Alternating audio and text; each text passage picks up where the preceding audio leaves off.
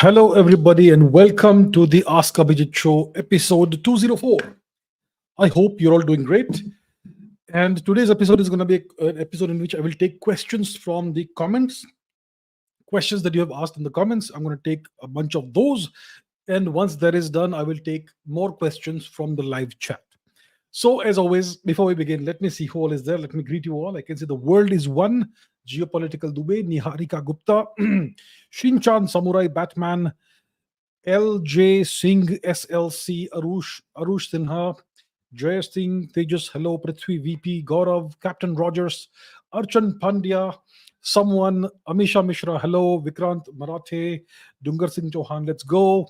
Schrodinger Pratham, Samit Statement, Rishabh Singh, Bimla S, Bhai Bhai, Tushar Kalburgi, Ashish Vishwakarma, Dr. Suryakant Dagar, Random Skull, Raghuveer Solanki, Priyanshi Sood, Feminist Slayer, Shivatsa, the Ancient Indian Astrologer, Alexa, YK, Martian, Pankaj, 49, Aryan Ajgaonkar, Kunjan Pargi, Krishna Antarkar, Jasneet Singh, hello, Pravishya Sharma, Adrija Day, Aditi, hello, Suhas Gowda, TM, Avi Roy, Vedant Singh, Utkarsh, ZIJ, Harsh Thakur, Agniba Mukhopadhyay, hello, Zubon Ezong, good evening, Rishabh Singh, Vishnu Mohanan, Harish Shankar, Deeptha Datta, Satish Chauhan, ADZ Ahmed, Anantpai, Anurag, Jay Guman, Vineet Mishra, Ankit, CSC Payne, Three Ways, S2, Avi Roy,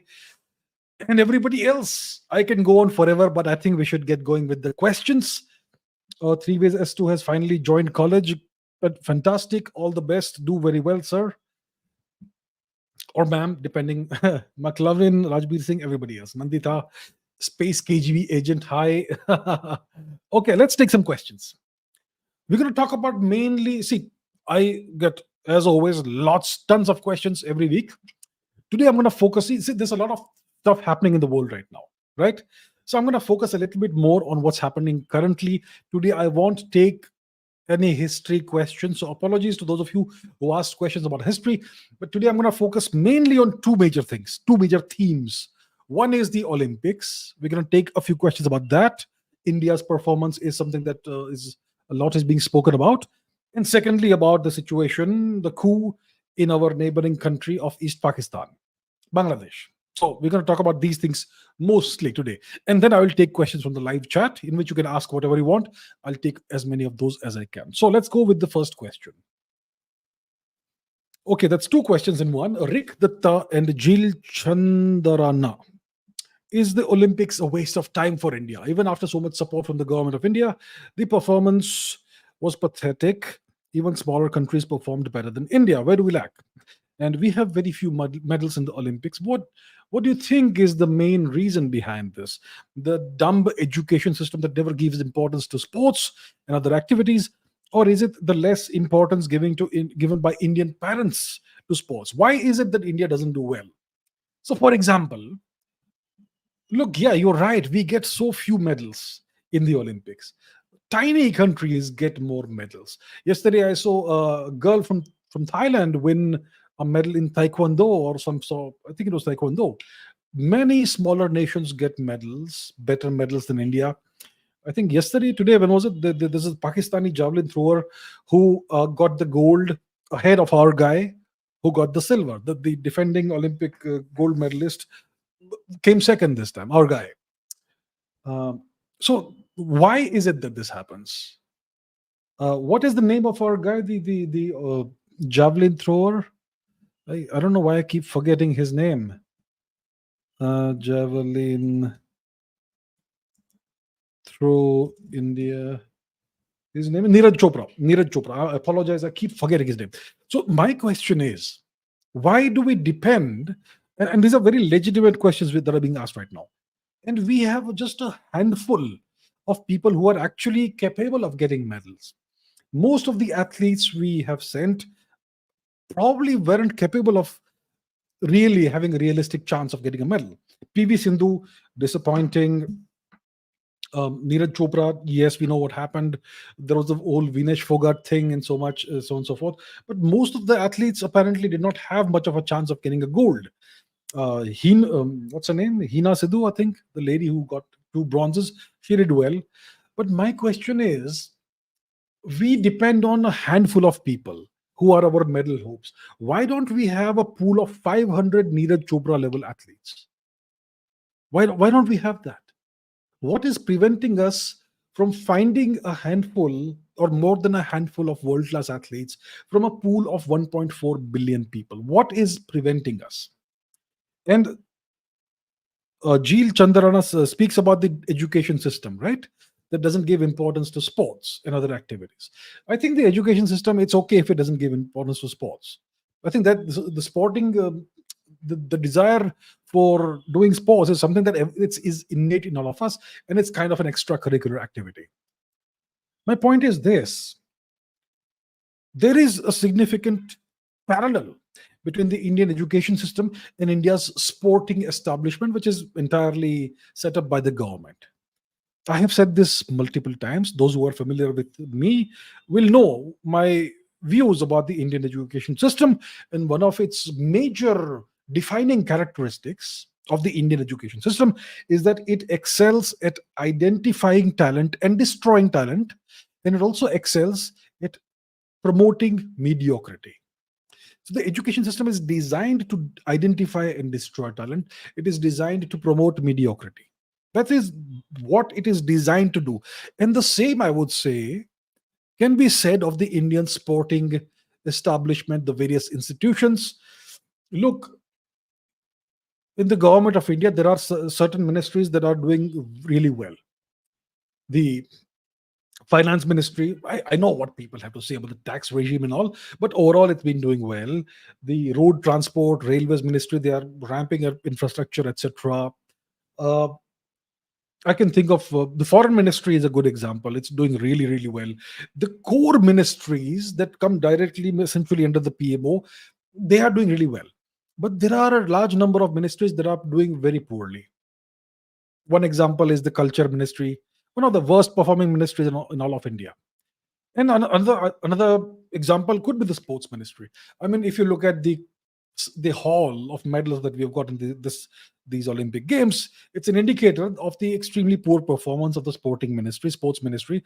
Out of a huge pool of 1.4 billion people, you could not even get us 20 medalists or even like 5 gold medalists. Something is wrong.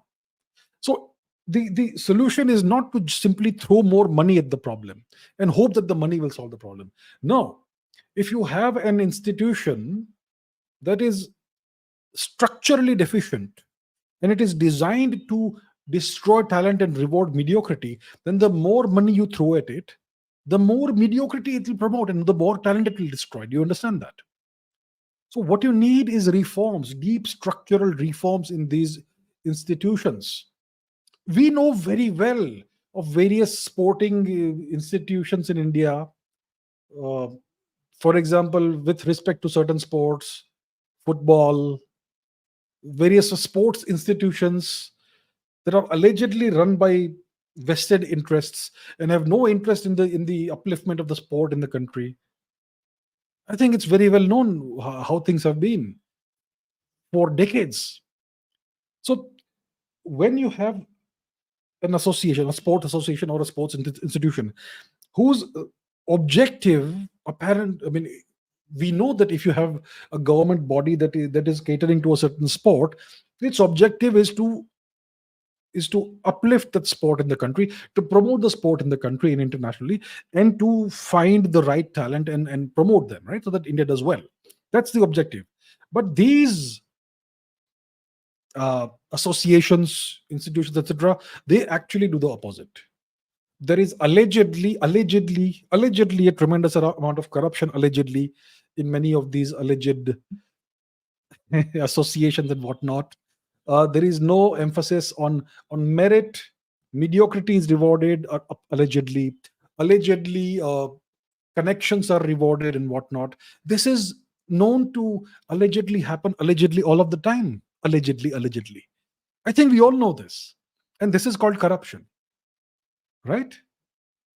So why hasn't the government in the past 10 years, I forget about the past 70 years, this particular government, why haven't they addressed this in the past 10 years? I know that other things are more important. The defense of the country is important. The economy is important. Infrastructure is important. But you have these ministries and ministers who are appointed over here to take care of this. And you have a significant amount of money that is already being poured into these ministries. Then you might as well run them properly. So why is that not being done? I am still of the opinion that the current government is the best government we've had in the past 70 years, 75, 80, whatever years. So imagine how bad things were before this. At least now we get a small clutch of medals. Earlier, it was impossible for Indians to get medals. We had like 3 medals in 50 years or something.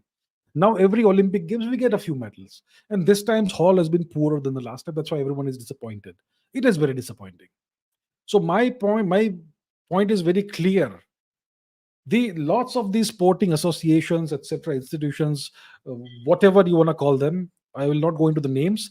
Most of these are mismanaged, allegedly.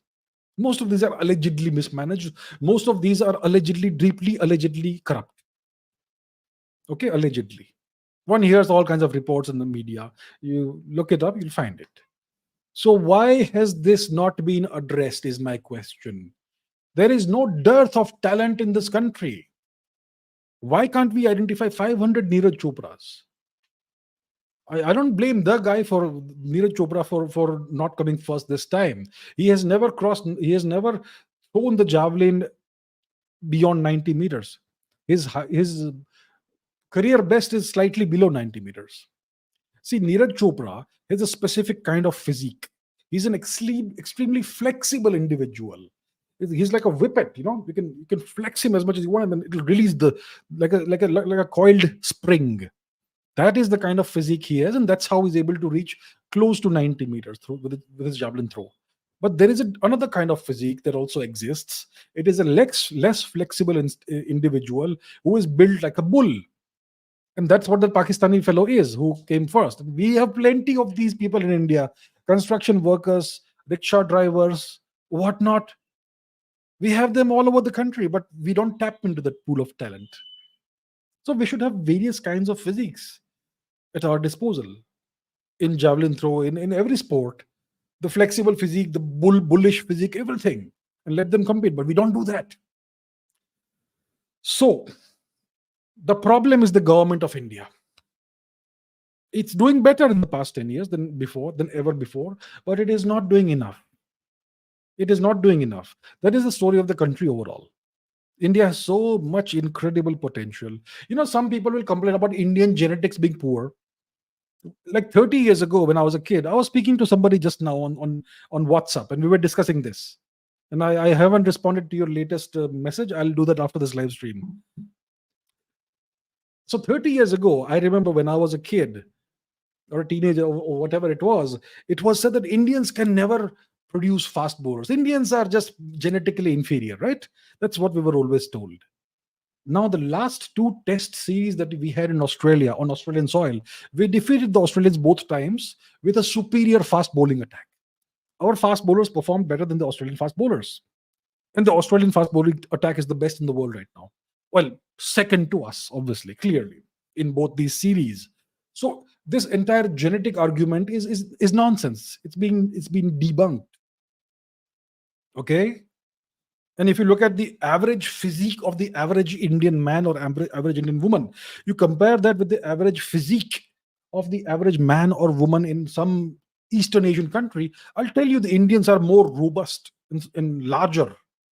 But these nations, they outperform us all the time. It's because they have got their act together. And I'll tell you what, sports is extremely important for a country. It is not a waste of time or money. Sporting achievements bring the country together. They unify the country. Nothing succeeds and nothing unifies the country like success. It brings in this outpouring of national pride.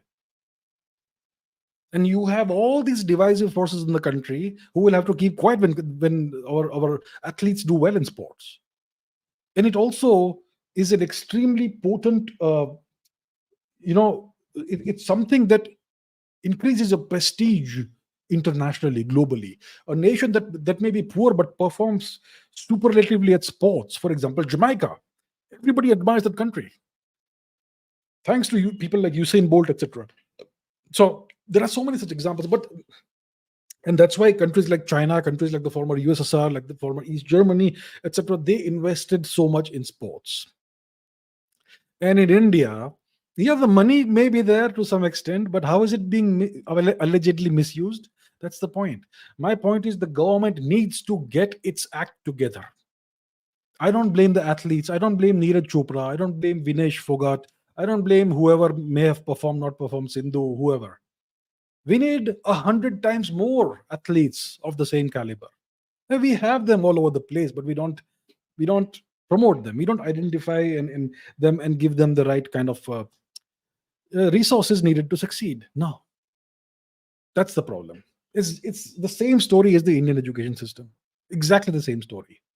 The stakeholders should be the athletes and the population of India, but the actual stakeholders, unfortunately, are the people who run the associations and organizations.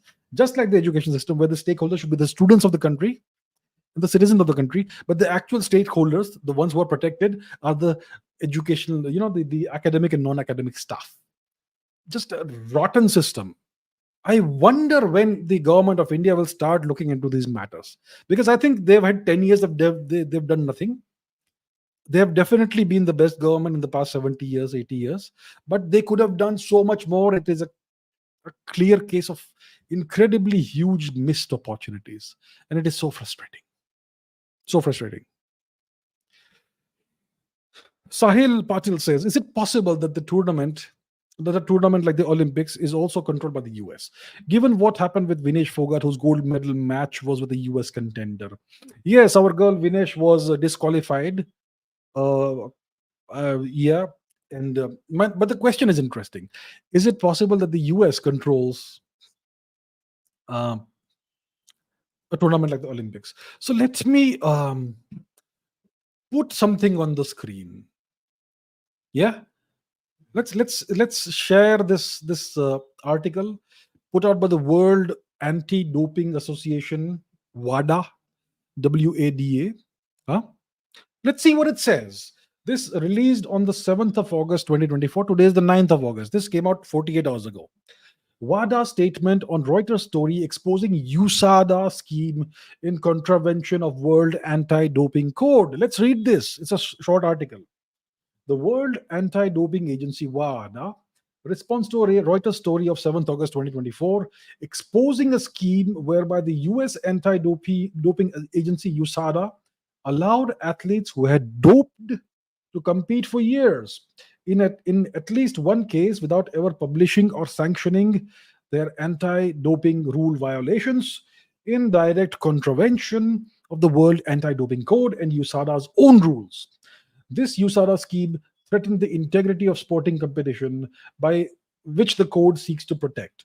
By operating it, the United States Anti-Doping Agency was in clear breach of the rules. Contrary to the claims made by USADA, WADA did not sign off on this practice by permitting drug cheats to compete for years on the promise that they would try to obtain incriminating evidence against others.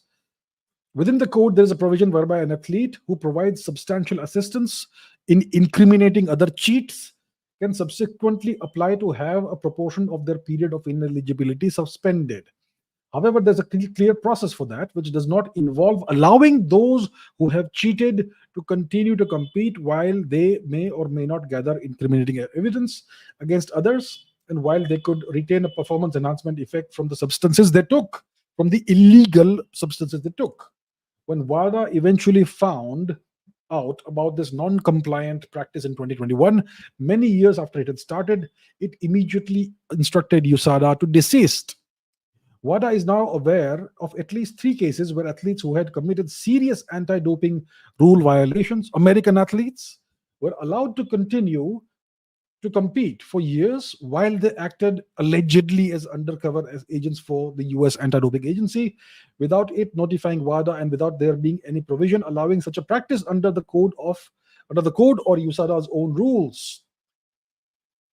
In one case, an elite level athlete who competed at Olympic qualifier and international events in the United States. admitted to taking steroids and EPO, and yet was permitted to continue competing all the way up to retirement. Their case was never published, results never disqualified, prize money never returned, and no suspension was ever served. The athlete was allowed to line up against their unknowing competitors as if they had never cheated. In that case, when USADA eventually admitted to WADA what had been going on, it advised that any publication of consequences or disqualification of results would put the athlete's security at risk, and asked WADA to agree to non publication, and so on and so forth. So the athlete's doping was therefore never made public. In another case of a high level athlete, USADA never notified WADA of its decision to lift an athlete's provisional suspension, which is an appealable decision despite being required to do so under the code. Had WADA been notified, it would never have allowed this. How must other athletes feel knowing that they were competing in good faith against those who were known by USADA to have cheated? It is ironic and hypocritical that the US Anti-Doping Agency Association cries foul when it suspects other anti-doping organizations of not following the rules to the letter, while it did not announce doping cases for years and allowed cheats to carry on competing on the off chance that they might help them catch whatever, blah, blah, blah. WADA wonders if the USADA board of directors, which governs USADA, or the US Congress, which funds it, knew about this non-compliant practice that not only undermined the integrity of sporting competition, but also put the cooperating athletes' security at risk. You get it? The United States are the world's biggest drug cheats when it comes to sporting tournaments. This is clear now.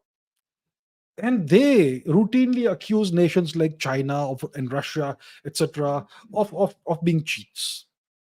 The biggest cheats in the world. So this is the double standard. You are the biggest cheat, and to cover that up, you accuse everybody else of being cheats. So yes, it is well known that the nations that are powerful geopolitically, also control everything else in the world. This is called soft power, and soft power doesn't work unless you have hard power. If the US was not this big superpower, do you think it could get away with all these things? Of course, it would never get away with all these things. That tells you that the amount of control and influence that the US has over the Olympics or over USADA, WADA, whatever sporting competitions over the world and all that, it would not be possible without the US being a genuine global superpower. So yes, no doubt about it. There's cheating all over the place, and the US is the biggest sporting cheat. Most of these US athletes are cheats. They take steroids up to the gills. Have you heard of Flojo, Florence Griffith Joyner? I think she won gold in '88, Seoul Olympics. She was glorified as this greatest athlete of all time and all. A few years later, she's dead. She's dead in her youth, in the prime of her life, because of all the steroids and whatnot she took. Happens over and over again. So many US athletes have been exposed. And clearly now, from after reading that article, it's clear that way more athletes have never ever been exposed. And the US Anti-Doping Association, USADA, knows this, and they are extremely complicit in this, and it is funded by the US Congress. So this goes all the way to the top. Cheats all over the place. There you have it. Balram Putin says, do you think Indian athletes are being discriminated against in the Olympics just to demoralize the nation and make us realize that you are no one? So, like I said, the US essentially controls the sporting establishments in the world, Olympics, etc. And there are so many examples of cheating happening against Indians. And not just Indians, other countries too. I remember in the London Olympics 2012, I had watched a few of the boxing matches. There was this Japanese guy called Satoshi Shimizu. Satoshi, I know the name Satoshi is very famous these days for crypto reasons, but Satoshi Shimizu, let's put that on the screen. Okay, this Japanese guy, boxer, Satoshi Shimizu. So he has a fight against somebody. Okay, Satoshi Shimizu 2012 Olympics. So, see, referee sent home after Satoshi Shimizu wins appeal. So this guy, this boxer, he knocked down his opponent like 15, I don't know how many times. Like, I remember he had knocked the guy down at least 5 or 6 times. What does it say? 6 times. So the guy who Satoshi Shimizu knocks down 6 times, that guy wins. That is clear. That is a clear case of the referee cheating, and it was so blatant that they had to send the referee home. So in this case, justice was done, but there have been so many cases about in which India has been cheated upon and nothing has been done. This Olympics, the 2024 Olympics, Paris Olympics, hockey, India played the UK, allegedly Great Britain, in the quarterfinal, I believe, and the match went to a penalty shootout, right? And during the penalty shootout, the English goalkeeper was surreptitiously referring to an iPad. He had access to an iPad while the penalty shootout was happening, and he was checking data and information about each Indian player and how to deal with them on the iPad. The guy should have been banned for life for this blatant cheating. The team should have been disqualified. Nothing happened. Are we talking about something that happened like 3-4 days ago? There is blatant cheating in sports at the international level, at the highest level. And the weaker a nation you are geopolitically, or the more people are annoyed with you geopolitically, the more you will be targeted in sporting events. So India has refused to toe the line of the West in Ukraine and various other things. And India has been supporting Sheikh Hasina against the US in Bangladesh. So India will be punished for all these things in a variety of ways, including in sports. So yes, there is discrimination against India. I remember there was discrimination in the Beijing Olympics against India, against various other athletes of other countries by the Chinese. Blatant discrimination. So this happens on a routine basis. It's not just about India, it's about many other nations that are discriminated against. But India gets a little bit of special treatment these days. Yes, there is discrimination. No doubt about it. You will see that in badminton, you will see that in almost all sports. Cheating, discrimination. Okay, Vinesh, we have to talk about Vinesh. Rajat Chopra, Sun Moon, and Cinephile. Did the Olympics Federation cheat with Vinesh Phogat? Did they rob her of the gold medal? Seems fishy. What's the conspiracy behind the disqualification of our wrestler Vinesh Phogat? We could have won a gold otherwise. What do you think of the disqualification of Vinesh Phogat from the finals of the 50-kilogram wrestling in the Olympics? The way she beat Japan's #1 wrestler and then the semifinal win over Cuba, she could have won the gold. Who is it for? Is it the dietitian, the coaches, or somebody from outside? Thank you. Okay, so that's the thing. So what happened is that Vinesh Phogat was found to be about 100 grams above the 50-kilogram limit. And as a result of that, she was disqualified. So there are weight classes in combat sports, combat sports, like wrestling, boxing, etc. And these weight limits are justified. I mean, if there were no weight limits, then you would have a situation in which somebody who's like 110 kilograms will fight somebody who's 50 kilograms. That is a horrible mismatch, right? So you need weight categories. So in ladies wrestling, there is 50 kilograms category, there's a 53 kilogram category, and so on and so forth. So Vinesh originally used to compete at the 53 kilogram category, but for this particular Olympic Games, she has competed at the 50 kilogram category. Now, for most people, gaining weight, losing weight is not a big deal. You just eat a lot of stuff to gain like 3 kilos in a week's time. Or if you want to lose 3 kilos in a week's time, you kind of go on a starvation diet, like a 1,000-calorie diet for a week, and you will come down to that level. But for athletes who are typically at any given point in time at the prime of their condition, in prime condition, gaining or losing 3 kilograms is a huge deal. If you are at 50 kilograms and you are a top athlete and you want to compete in the 53 kilogram category, you're going to have to put on 3 kilograms of muscle mass, mostly muscle mass. And that's hard enough for a guy, forget about a girl. So going up a weight category is quite difficult. It takes time. John Jones in MMA went away for 3 years to move from light heavyweight to heavyweight in mixed martial arts, UFC. We went away for 3 years. It took him a lot of lifting, etc., and change of lifestyle to move up to the heavyweight category. Now, to come down from a higher category also is just as difficult. You've got to lose muscle mass, mainly muscle mass, because you're already quite lean as an athlete. So you got to lose 3 kilos of muscle mass in such a way that you don't lose too much strength. And that process typically takes a year or two, even if it's just a question of 3 kilos. That's how tough things are at the highest level in athletics. And this girl, Vinesh, she had about, I don't know, a few months to come down to 50 kilos. So I think it was already quite tough for her to do that. I'm sure the dietitians and doctors and whoever else, sports nutrition practitioners and whoever, the whole team would have advised her, helped her out in this.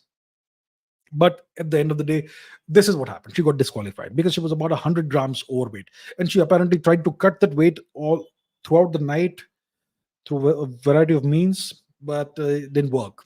So who's at fault? Is it Vinesh's fault to decide to come down one weight category? Is it the dietitian's fault, the coach's fault, the bureaucrats who run the athletics associations or whatever? Whose fault is this?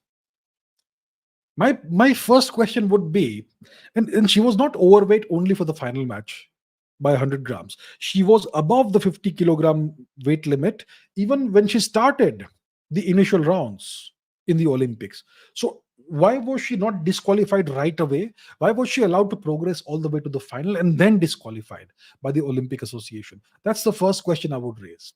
Let's say she messed up, the association, the Indian establishment messed up, the dietitians, coaches, everybody messed up. So why wasn't she disqualified on the first day without allowing her to? And she should not have been allowed to fight a single bout. If they allow her to fight all the way and reach the final, then how can they disqualify her at that point and send her home without a medal? Something very wrong here. So I'm not really sure who is genuinely at fault. I would be the last person to try and blame the girl right now, Vinesh. Okay, she must have gone through a horrible heartbreak because of what happened. I'm sure there is some kind of mistake at various levels. But the athlete typically should have the benefit of the best advice, right? From the coaches, from the dietitians, from the Olympic Association, Indian Olympic Association, and whoever else. I would be the last person to blame her for whatever happened. And I'm not getting into the politics of the whole matter. I'm not talking about that. Okay. So I don't know who has messed up. I think it's early days. But my question would be straight at the Paris Olympics organizers, the International Olympic Association, Wrestling Association, whatever. Why was she not disqualified the moment you found out she is above the 50 kilogram weight limit? She should not have been allowed to fight a single bout. That way, this entire heartbreak would not have happened. You should not have allowed to reach the final and then send her home without a medal. I think something is very fishy here, definitely. Okay, next question is a couple of questions. Feynman 163 and Historical Marvels 1. How do you look at India's aspiration to hold the 2036 Olympics in Ahmedabad? Will it be an economic disaster for India? Should India really host the Olympics? It may bring prestige to the nation, but may cause an economic crisis. We may not even get post-Olympics benefits like FDI because Olympics is only a marketing strategy. And until we correct our fundamentals like import duty, land acquisition, etc., it'll just be a waste. We can alternatively invest in better alternatives like making movies like Hollywood or better media. Okay, I am seeing quite a few of these questions. It looks like there is this narrative being spun that India should not aspire to host Olympics in the future. Because apparently it will be an economic disaster. I don't know who has created this narrative and who is behind this. Why should it be an economic disaster? How will it hurt the country economically? I can think back of Olympic Games in the past 50 years, 70 years, and some of them succeeded spectacularly. Some of them did not do very well. But none of those Olympic Games was a disaster for the host country. Economic disaster. Yeah, in some cases, for example, the World Cup that happened recently in Qatar, I believe, or wherever it was, Football World Cup, those stadiums that they built will not really have much use in the future. So it's kind of a sunk investment. You invested all these hundreds of millions of dollars in building the stadiums, and it was just for a handful of matches, and in the future nobody will use them much. So it's kind of a waste of money, but it's not a disaster for the nation. Imagine you spend a couple of $1 billion, okay, on an Olympic Games, and all that infrastructure that you build, you never use it again after the games are over. Is that a national disaster? Is it? For a nation of India's size and scale, it's nothing. You know, imagine that you have a fictitious hypothetical country, a billion plus population, $5 trillion economy, $4 trillion economy. Okay, completely hypothetical example of a hypothetical nation, and they build an aircraft carrier which cost them $2 billion, and then that ship sinks. Is it a disaster for the country? It's kind of a setback. It's unfortunate, and people will feel bad about that. It's not a disaster for the nation by any means. So, in the worst case scenario, all this infrastructure that you build will not be used much, and it will not serve the nation much. It will just slowly crumble away. That's the worst case scenario. Even that is not an economic disaster for the country from which the country cannot recover. It's no big deal. We spend much more money in Manrega and God knows what schemes, most of which is wasted money. Okay, so I don't understand this thing. And on the flip side, if you look at the pros, if we get our act together by 2036, if we get our processes of import duty, land acquisition, etc., we get our sporting establishment, all of that, under control, and if we set things right, then it can be a gigantic boon for the country. It's not just about prestige, it's about creating momentum for the country. So I think we should aspire to hold the Olympics in India. Ahmedabad, I believe, is the city that's supposed to be that is in contention. I hope we win, and I hope we get it. I don't understand. Okay, I'm not aware of who has been spinning these narratives, but I'm seeing these questions crop up of late, which is what makes me think that somehow, somewhere, someone is spinning some narratives that this is bad for India. I don't get it. I don't think it's a waste. I think it's something great. And if we do it right, it can be something that serves us for a very long time. So we will have to build a lot of stadiums, new stadiums. Land, we have plenty of land. There's no question of shortage of land in the country. We have plenty of land. We need to build a number of stadiums, the Olympic class stadiums. If it's in Ahmedabad, you'll have to build all the infrastructure in that area. But then in the future, Ahmedabad can serve as a sporting center for the country. So I don't see why there's something wrong with it. So I disagree with these narratives that are being spun by whoever.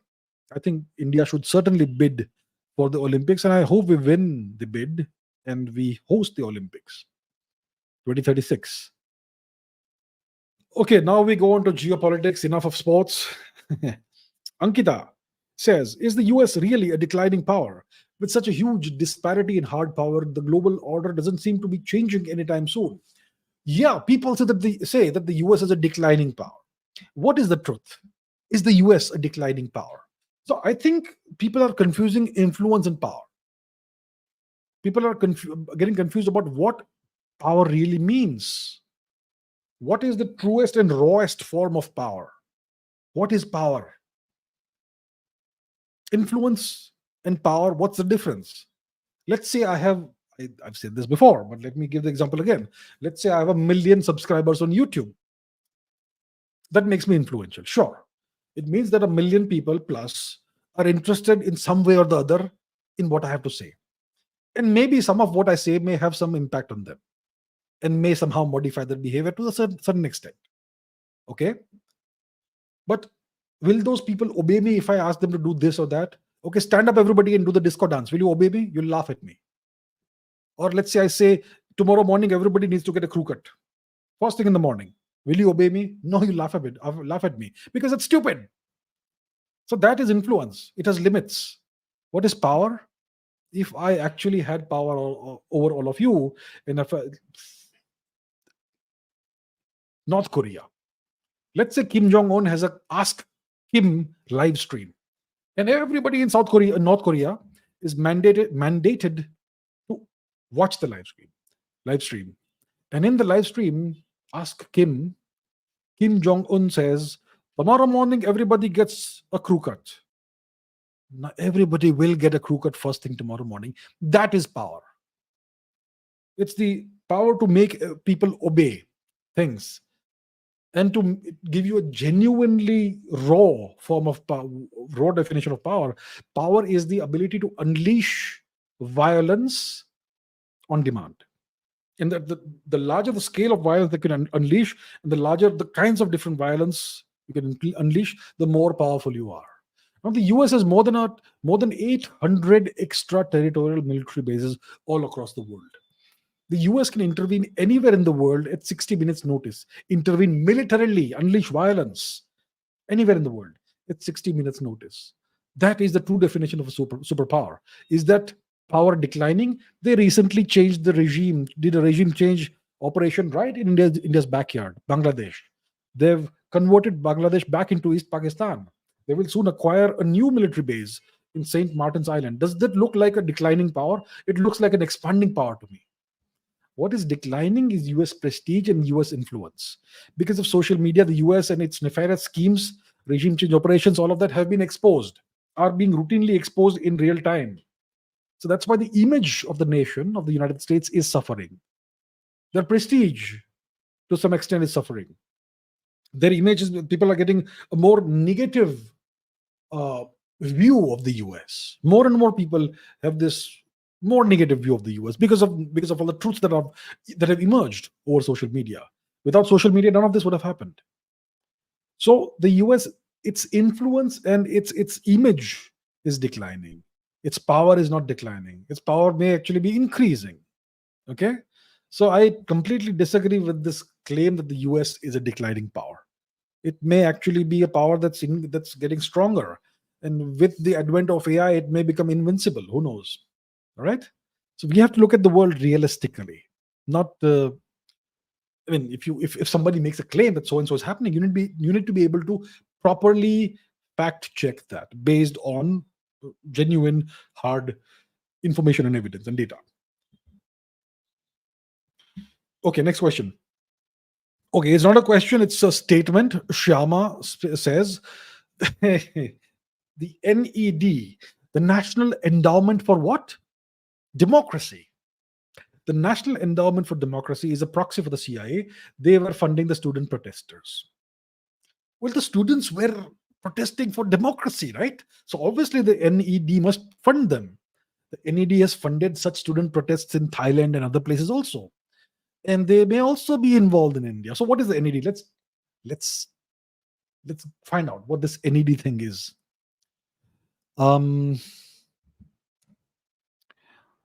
This is the NED website, ned.org. Okay, the National Endowment for Democracy. The NED is a private, non-profit foundation dedicated to the growth and strengthening of democratic institutions around the world. Each year, the NED makes more than 2,000 grants to support the projects of NGOs abroad who are working for democratic goals in more than 100 countries. So the US, through the NED, is interfering in the internal matters clearly of more than 100 countries through NGOs.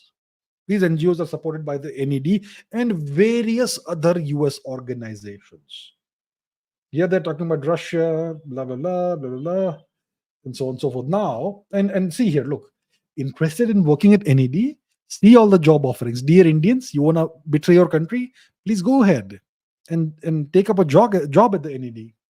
And I promise you, there are lots of Indians who are working in some way or the other in these organizations. Now, let's see what Wikipedia has to say about the NED. Now, when it comes to Wikipedia, it's extremely biased when it comes to India, anti-India bias. Over here, it could be actually more reliable when it comes to this thing. The NED. Now, let's look at this box here. Founded in November 1983.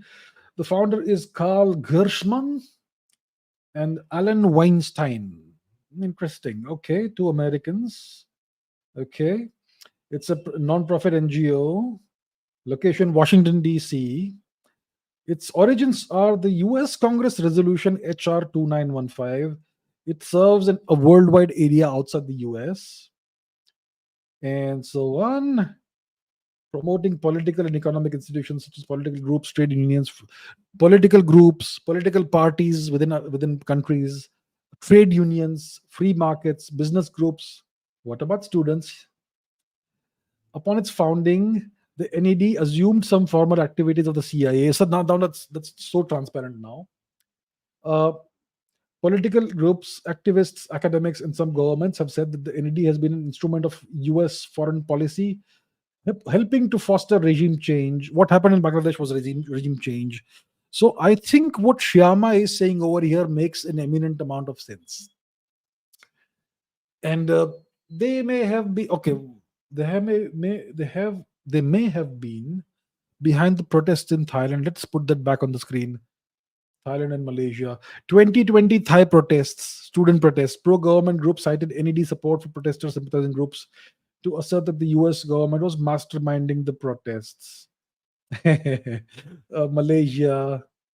What about Bangladesh? There's no mention of Bangladesh here. Maybe it's too new.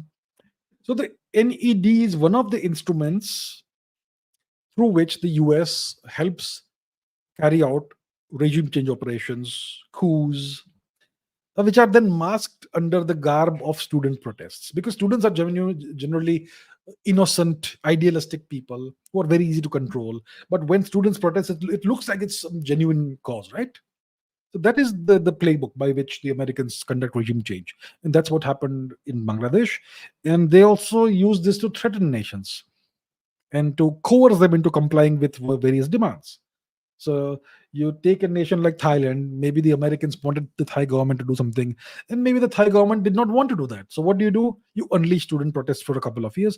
Then eventually, by through this arm twisting, the Thai government will back down and do whatever they are told to do. That's how you do it. So that is the NED.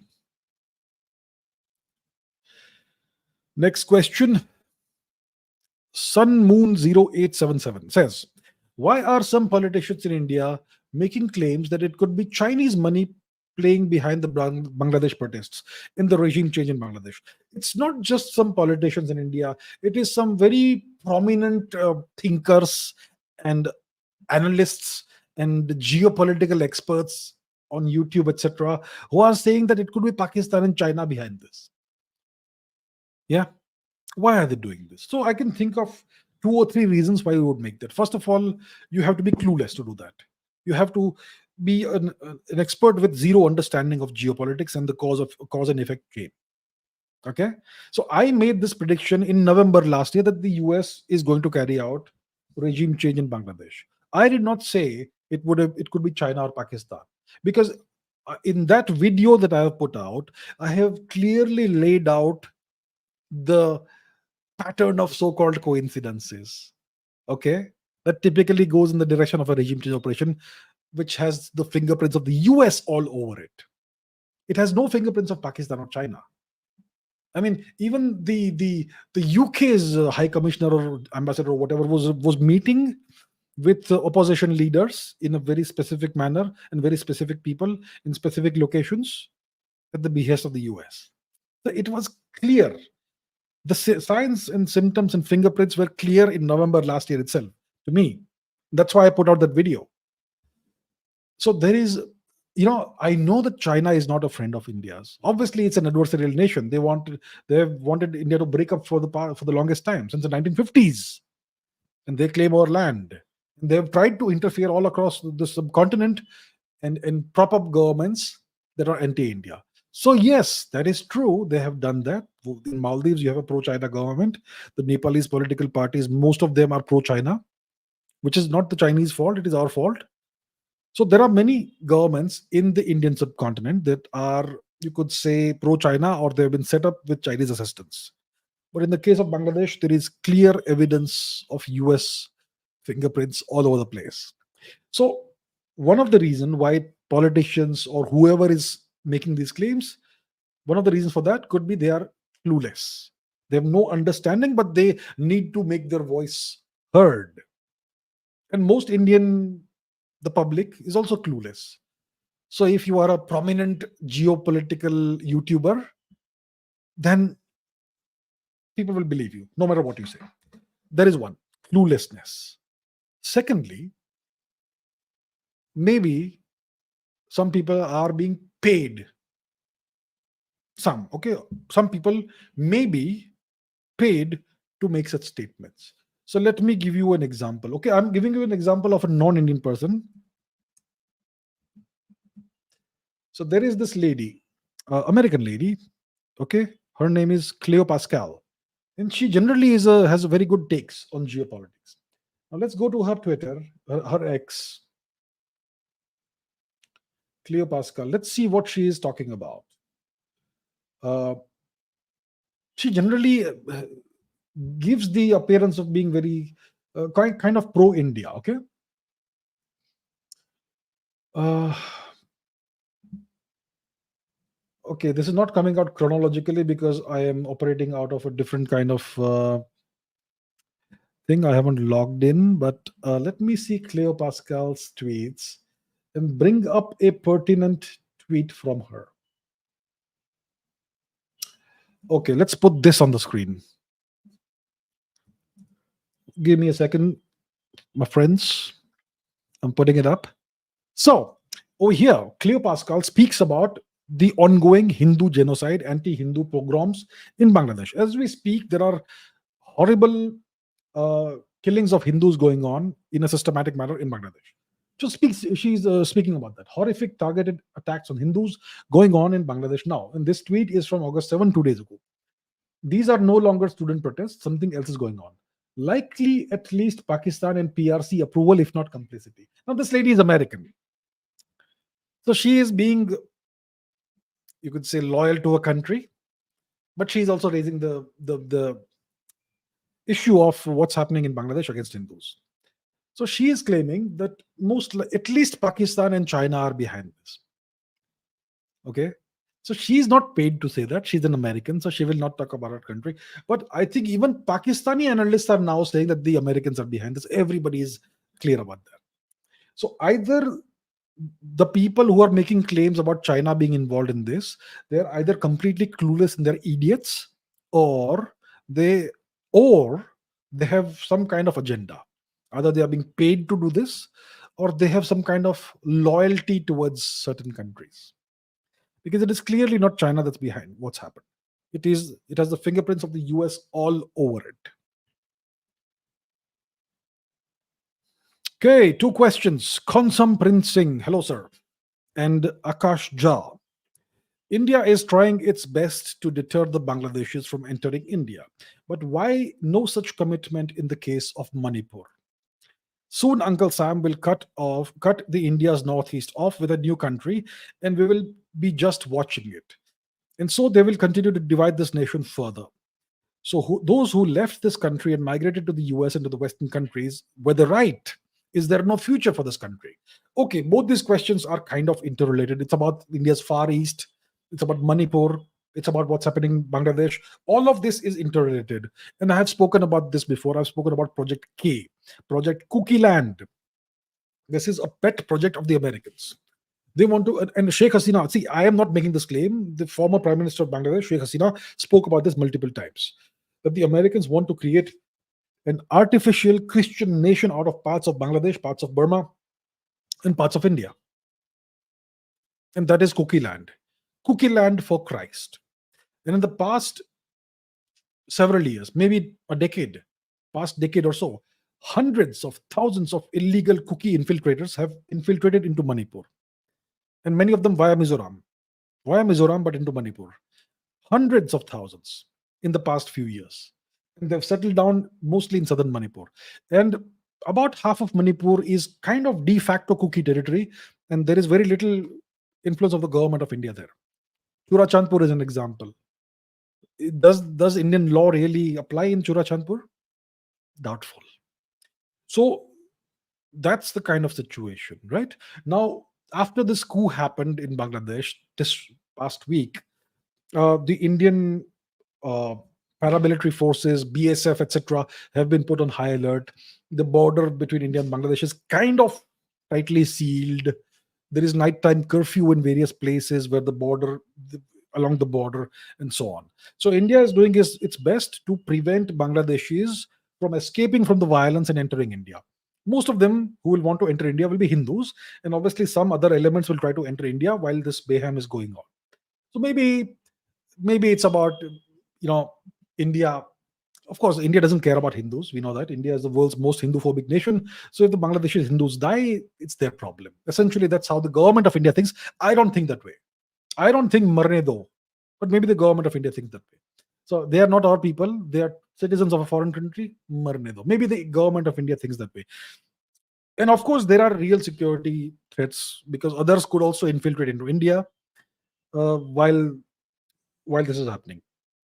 So India is doing its best right now, as Prince says, to deter Bangladeshis from entering India. Why no such commitment in the case of Manipur?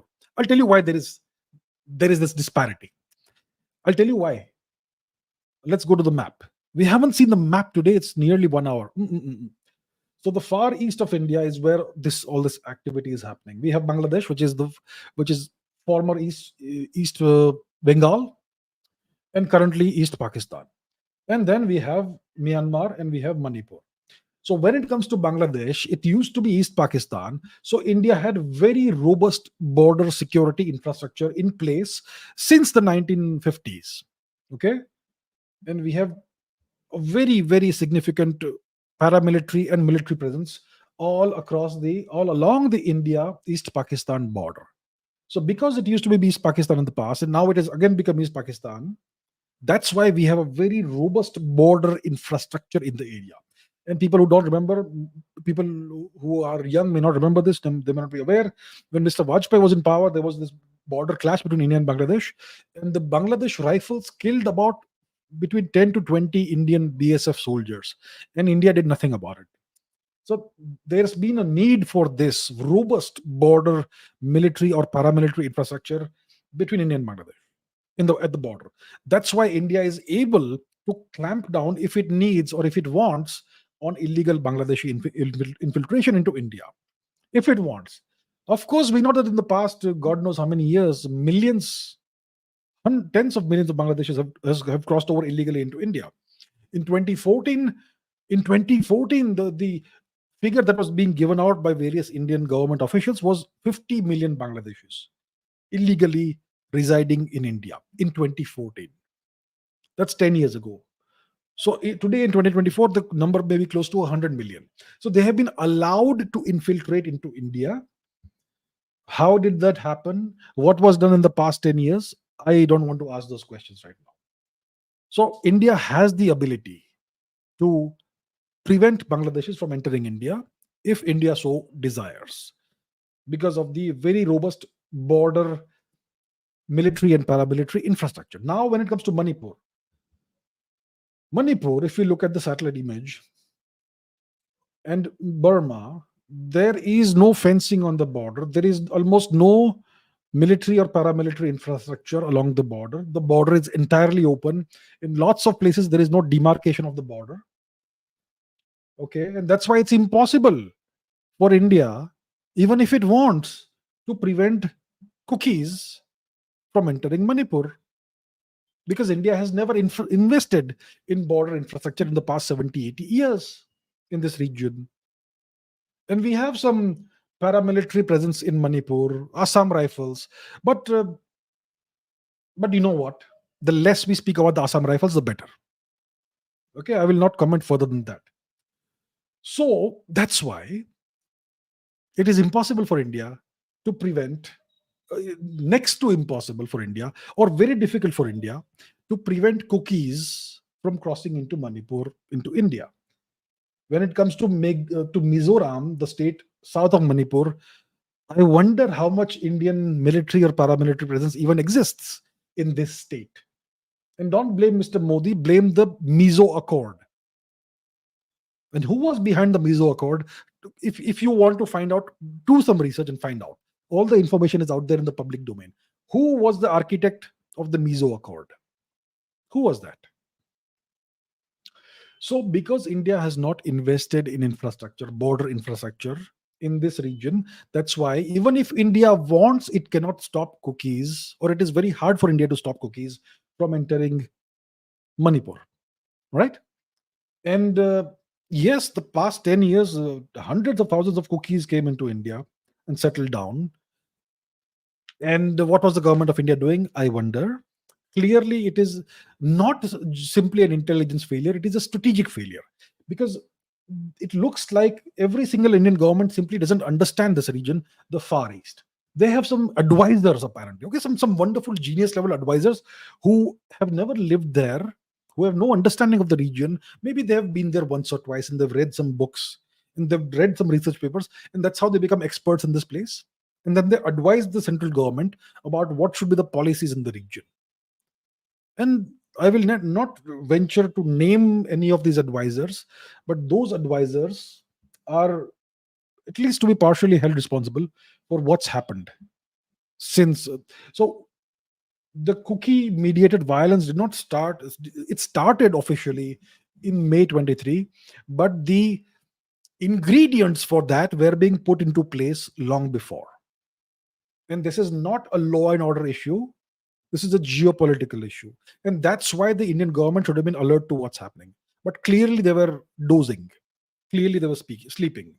So, and the ingredients for this disaster, well, they started being put into place in the 19th century. But it accelerated in the past 10 years. And most of the blame goes to the previous governments in Manipur, not the current Biren Singh government.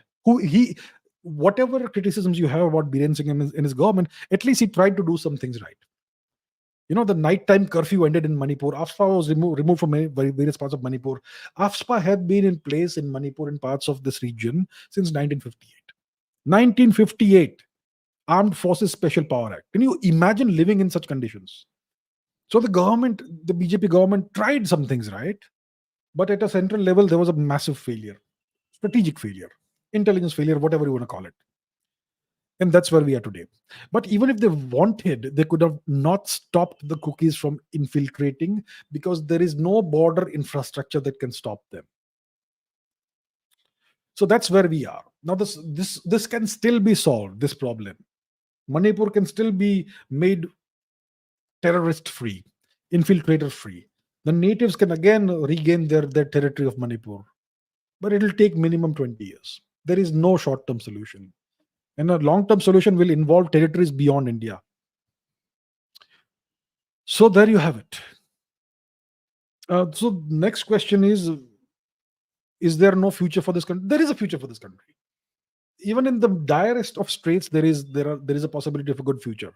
But you will need a more sensible approach to the region. You will need the government to consult people who actually understand the region, not idiots who are clueless.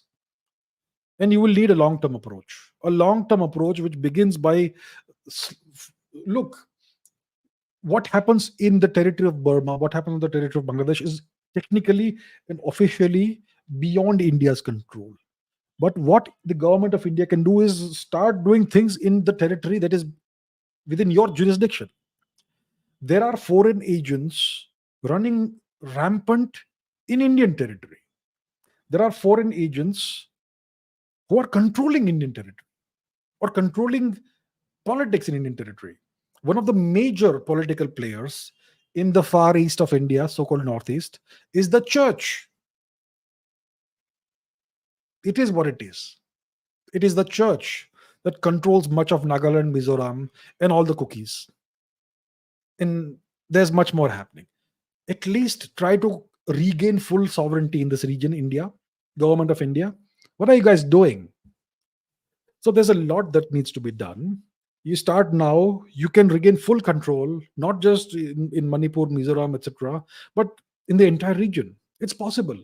It will take 15, 20 years. But I would like to see something start now. Right now, I don't know. That's what I'll say. Okay, Anand Vijay Singh says, for the security of India, first get rid of the Western missionary NGOs. Seal the border against them. Yeah, Anand, you're right. You're right.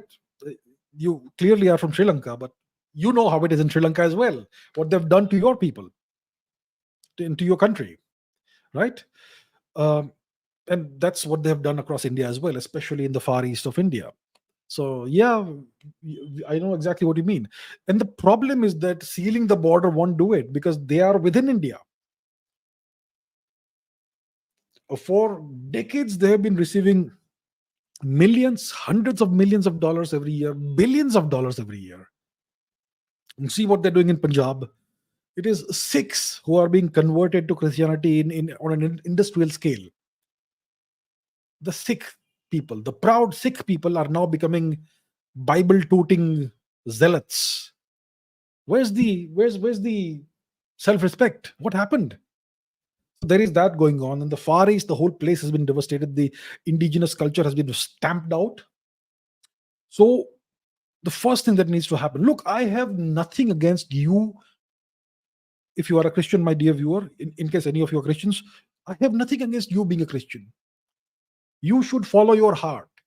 If your heart says Jesus is Lord, then you please follow Jesus Christ. I have nothing against any individual following their individual path. Okay? Absolutely nothing. Whatever religion you think is best for you, please follow it. It need not be an indigenous religion. Whatever. It's an individual choice. My problem is when religion is being used to artificially re-engineer demographics in India so as to make that region develop extra national allegiances. And that is something that's happened all over the world. The Europeans and the Westerners are past masters at this. So I am not specifically targeting this religion or that religion or X religion or Y religion. I have a problem with religion being used as the pretext to re-engineer demographics and create extraterritorial loyalties, extra national loyalties in populations within my nation. And the church is known to do that. No question about it. The Chinese wrote about this in the 19th century. The Japanese have been writing about this the past several centuries. Everyone knows this. So yes, the government of India needs to. How long will you just bend the knee and pretend like nothing's happening? You got to do something. People should be allowed. Should people have the fundamental right to practice any religion they want? But religion should not be militarized and politicized. And there should not be certain religious organizations with funding from abroad should not try to interfere in the internal activities of or internal matters of a nation through religion. So that's why I agree with what Anand says.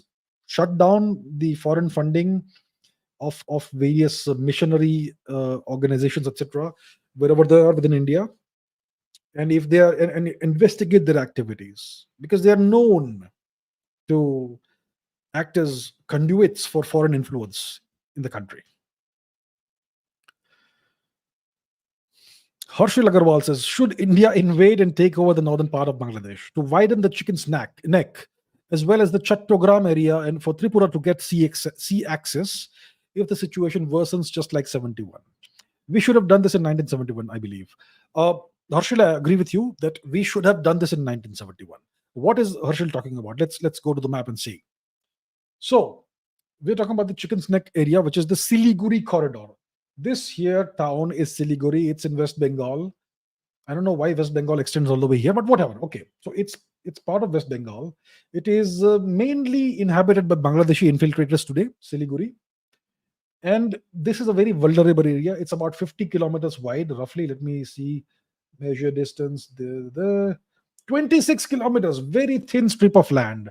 If a foreign adversary, occupies this small area of land, it will cut off India's access to between the Far East and the mainland, so-called mainland. So it's an extremely strategically vulnerable area, region, piece of land for India.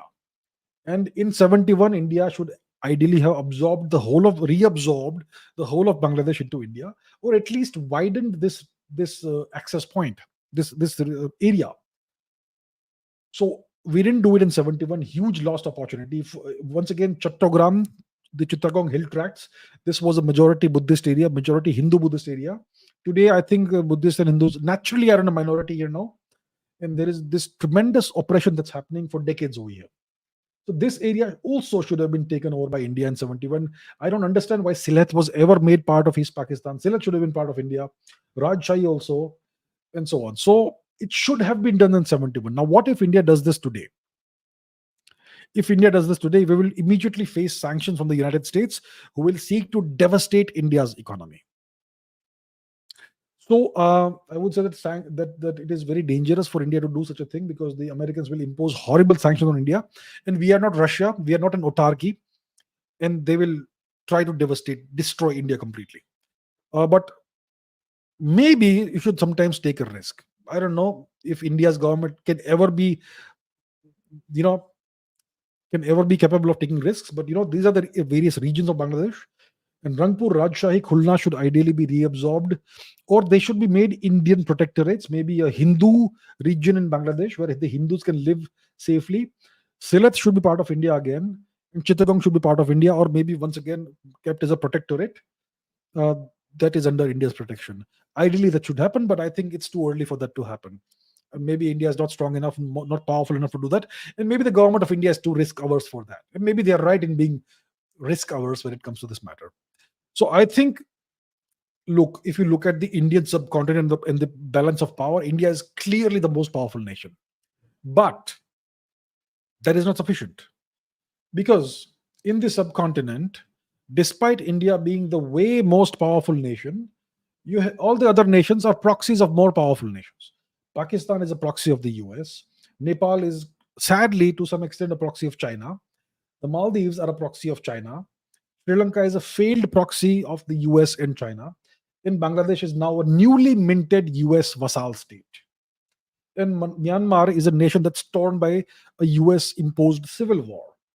So if you mess with Bangladesh, the Americans will get involved.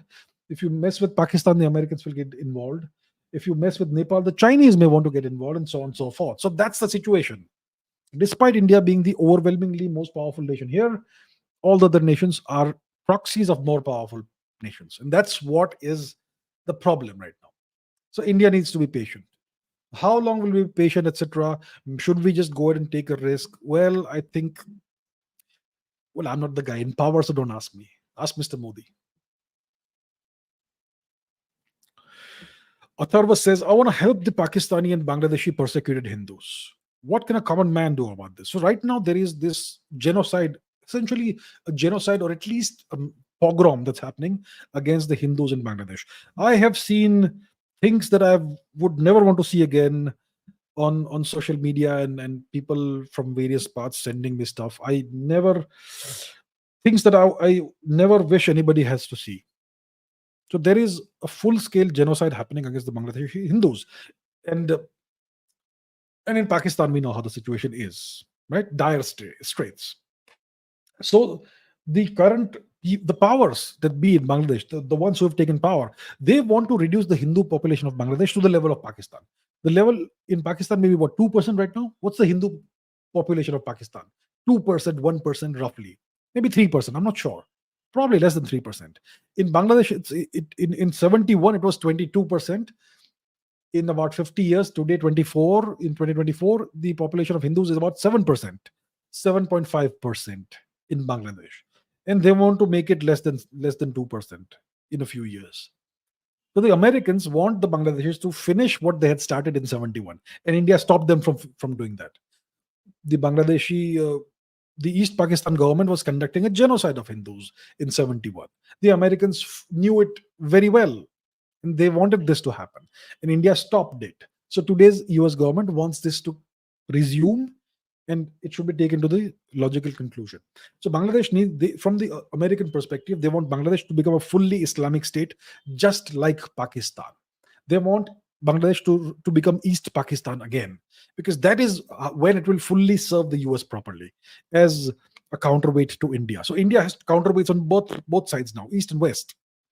And then you will have Kukiland also. So that's what they wish for India, to completely encircle India and cut off India from various parts of the world. Now the point is, what can Indians do? What can the common man, woman in India do about the genocide of Hindus in Bangladesh? Nothing, except for spreading awareness. There is nothing you can do. that can affect or change what's happening on the ground right now, unfortunately, as we speak, in Bangladesh. But what you can do is raise awareness. Everybody has social media accounts. You have Facebook, Twitter, X, Instagram, whatever. Do it judiciously, but spread awareness. Keep doing that every day. That's the best you can do. So how long can the world ignore this? So if we Indians, 1.4 billion of us, at least a billion of us, we can't expect all 1.4 billion of us to be involved in this or support this, but whatever, at least a billion of us can do it. Spread awareness daily. So hopefully that makes some difference. Okay, Kawal Dhanjal says, what happened to me today after listening to each and every word of my previous live stream, the emergency episode, is that my innocence shattered big time. I'm so sorry. And now all I'm doing is crying. मेरे भारत को कौन बचाएगा? अब हमको शिवाजी महाराज जैसा कोई चाहिए. Yeah, I am sorry if I had my episode had that effect on you. Yesterday, I recorded a podcast on another channel. I'll not name the person. It'll come out soon. So that guy, good friend of mine, we discussed this. Okay, he hosted me on his podcast. We recorded that yesterday, and after I went into the whole details of the matter, the Bangladesh issue and how it has happened, who's behind this, what are India's options, what are the options of the people who live in Bangladesh. After I went into great detail about all of that, at the end he said that his innocence has been shattered and what, black pill or something like that. So yeah, unfortunately, that is the truth. Can be sometimes extremely hard to take, but it is better to know what's really happening in the world than to be ignorant and think everything is good while everything's burning around you. So you can't be innocent forever. Innocence often comes from ignorance, essentially, and ignorance isn't good. We want most people in India to not be ignorant. They should know what's genuinely really happening in the world, in India, in our neighborhood. We need to know what's really happening. Ignorance will take us to disaster. If you don't know what's happening, then you think everything is fine and hunky dory, and at the end of the day, one fine day, it's your turn. So I am sorry that that confronting the truth made you cry and all, but and I am not that pessimistic. We're not in a situation that Bharat ko kaun bachayega. We are reasonably safe. We are reasonably powerful. We are like a middle power. We have enemies all around us, but so what? We are 1.4 billion of us. We have reasonably good leadership right now. Yes, we would love to have another leader like Shivaji Maharaj or somebody of the caliber of the Cholas, Rajendra Chola, or Kumara Gupta, or his son Skanda Gupta, or Kanishka, or Ashok, Chand Ashok. We need some of that Chandness right now. Maybe the person already exists. So I think we should be more optimistic. I know things aren't great. Things have never been completely fine. Okay? And if you have problems in life, it means you have opportunities also to do something good. So see it in a positive light. I know things aren't great, but things have never been great, fully great. The past 1,000 years, tell me, when was the last time things were great for India? So it's nothing new. It's nothing new. In 62, when Mr. Nehru, the great magnificent Mr. Nehru, was ruling the country, were things great for India? No, we lost territory. We were defeated by China. So we have seen worse days. We have seen the invasions of Ghori, Ghaznavi, Nader Shah. We have seen much worse days, and we have come out of that. And we are here right now. And at least right now, we are a nuclear power, and there's a lot that's going on that's going well for us. And if the world's biggest power, the superpower, does something in our neighborhood, it's not something that we should cry about. It's okay. We'll get through this. So my main message is, don't be pessimistic. I know it is kind of unnerving and painful to come face to face with the unvarnished, ugly truth of the world, but you get used to it. And don't be pessimistic. India will do very well long term. Next question is by Arnav. Is a coup possible in India? And can a country be really coup free? Is a coup possible in India? Look, a military coup is very unlikely in India. India is that sort of a nation, so large, so multilinguistic, multilingual, so multi kind of ethnic, etc. It's impossible for a military coup to succeed in India. It's essentially impossible. Next time I'll get the book by Dr. Edward Luttwak, in which he puts out the preconditions for a coup to succeed in any nation. One of the conditions is that the nation should be single ethnicity. Secondly, there should be only one political center of power, not multiple centers of power, and so on and so forth. There are so many conditions that India simply doesn't satisfy. So a military coup is not possible in India. But what about another kind of coup? What about if it's not a military coup, but a different kind of takeover? All your educational institutions are taken over silently by a foreign ideology or a foreign country or a foreign ideology or a group of individuals who espouse a certain ideology, and they are supported by a foreign country. The entire education system is taken over. The media is taken over in the same way. The entertainment industry is taken over in the same way.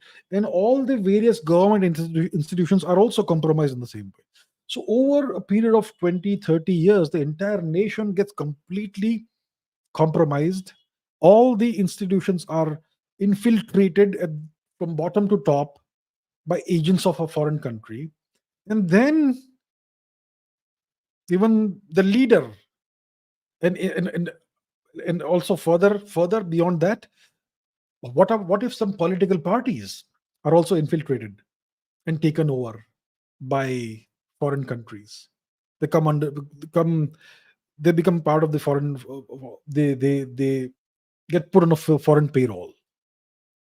Okay, so you have the education system, you have the media, you have the entertainment industry, you have a variety of political parties, you have various national institutions. What if all of this is taken over, infiltrated from top to bottom by agents of a foreign country? Then eventually in this hypothetical scenario, in the future, you may have chief ministers in various states, okay, hypothetically, who have an allegiance to a foreign country. And eventually you may have a prime minister in this hypothetical future scenario who hypothetically has allegiance to a foreign country. In this scenario, it takes time. It takes time, 20, 30, 40, 50 years, but eventually you're gone. You're finished. And this is a complete takeover, irreversible takeover. Irreversible. So if the foreign power is patient enough, they can do it so quietly, so insidiously, so silently, and so all pervasively that the people will never even know what happened to them. So that is possible in India. And some people would allegedly say that something like this is allegedly perhaps in the works.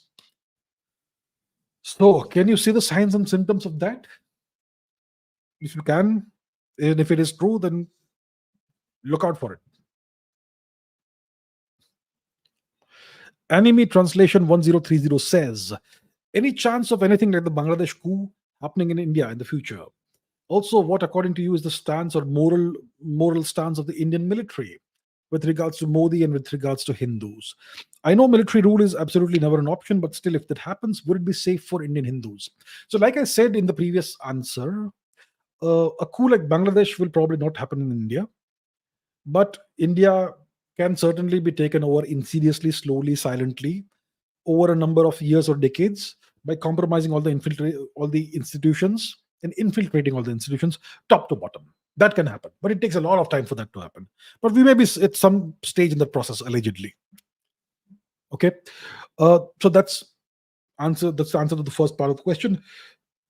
What is the stance of the Indian military with regards to Modi and with regards to Hindus? The Indian military is a genuinely, completely secular institution.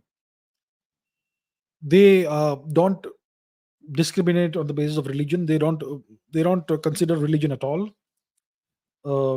So the military is genuinely secular, and they they have complete allegiance to the nation of India and to the command and control structure. And at the top of the command and control structure, you're the Prime Minister of India, or the president technically, but it's actually the Prime Minister. Okay, the president is just a decorative figurehead in the country.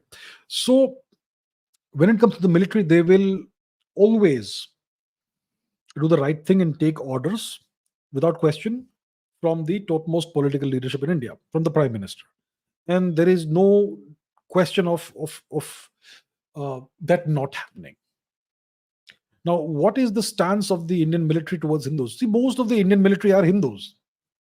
Okay, and they may have this secular ethos and all that, but at the end of the day, they are Hindus. Most of them. And there are various regiments that have these war cries. For the Gurkha regiment, it is Kiki Soso Lagerlo. For the Rajput regiment, every regiment has a specific war cry that is either ethnic or religious. And many of these war cries are Hindu war cries. So overall, there is nothing that India would need to fear from the Indian military ever. No question. The question doesn't arise at all. Now, the last part of the question is military rule is absolutely never an option. But still, if that happens, would it be safe for Indian Hindus? So let's entertain this hypothetical scenario, completely hypothetical scenario in which there is military rule in India. Would that be safe for Hindus?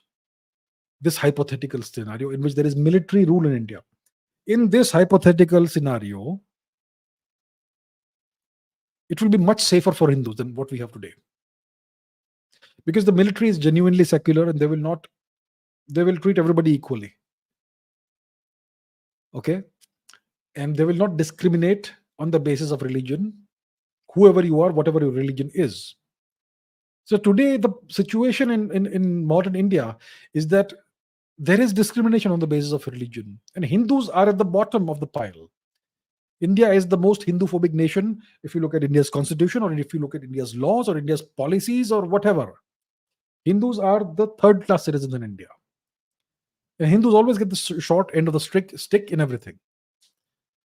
So, if there is military rule in India, that actually things will be much better for Hindus and for everybody. And if you look back at past history, okay, there's been no military rule since 47. Before 47, you had foreign military rule, which was British rule. Before that, you had Turkic rule, the Turks. In between, there was Maratha rule, which was great for India. The Marathas were great. But if you look at the greatest rulers of India, whether it is, if you go back 2,500 years, Ashoka the Great, before that, Chandragupta Maurya, then you had Kanishka the Great, then you had the Gupta emperors, Chandragupta, Kumaragupta, Skandagupta, Samudragupta, and so on. Then you had, if you look at the greatest rulers of India, they were all essentially military rulers. You know that? So it's not like military rule is always bad. So I would say that, look, if in this completely impossible hypothetical scenario, when if the Indian military actually ends up ruling India, it would actually be safer for Hindus. And the policies will be genuinely egalitarian and genuinely secular, unlike today.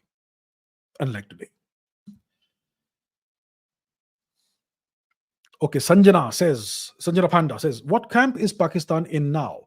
With recent developments such as the Bangladesh coup, maybe pro-Pakistan, $101 million funds from the US and Trump assassination attempt by Pakistani.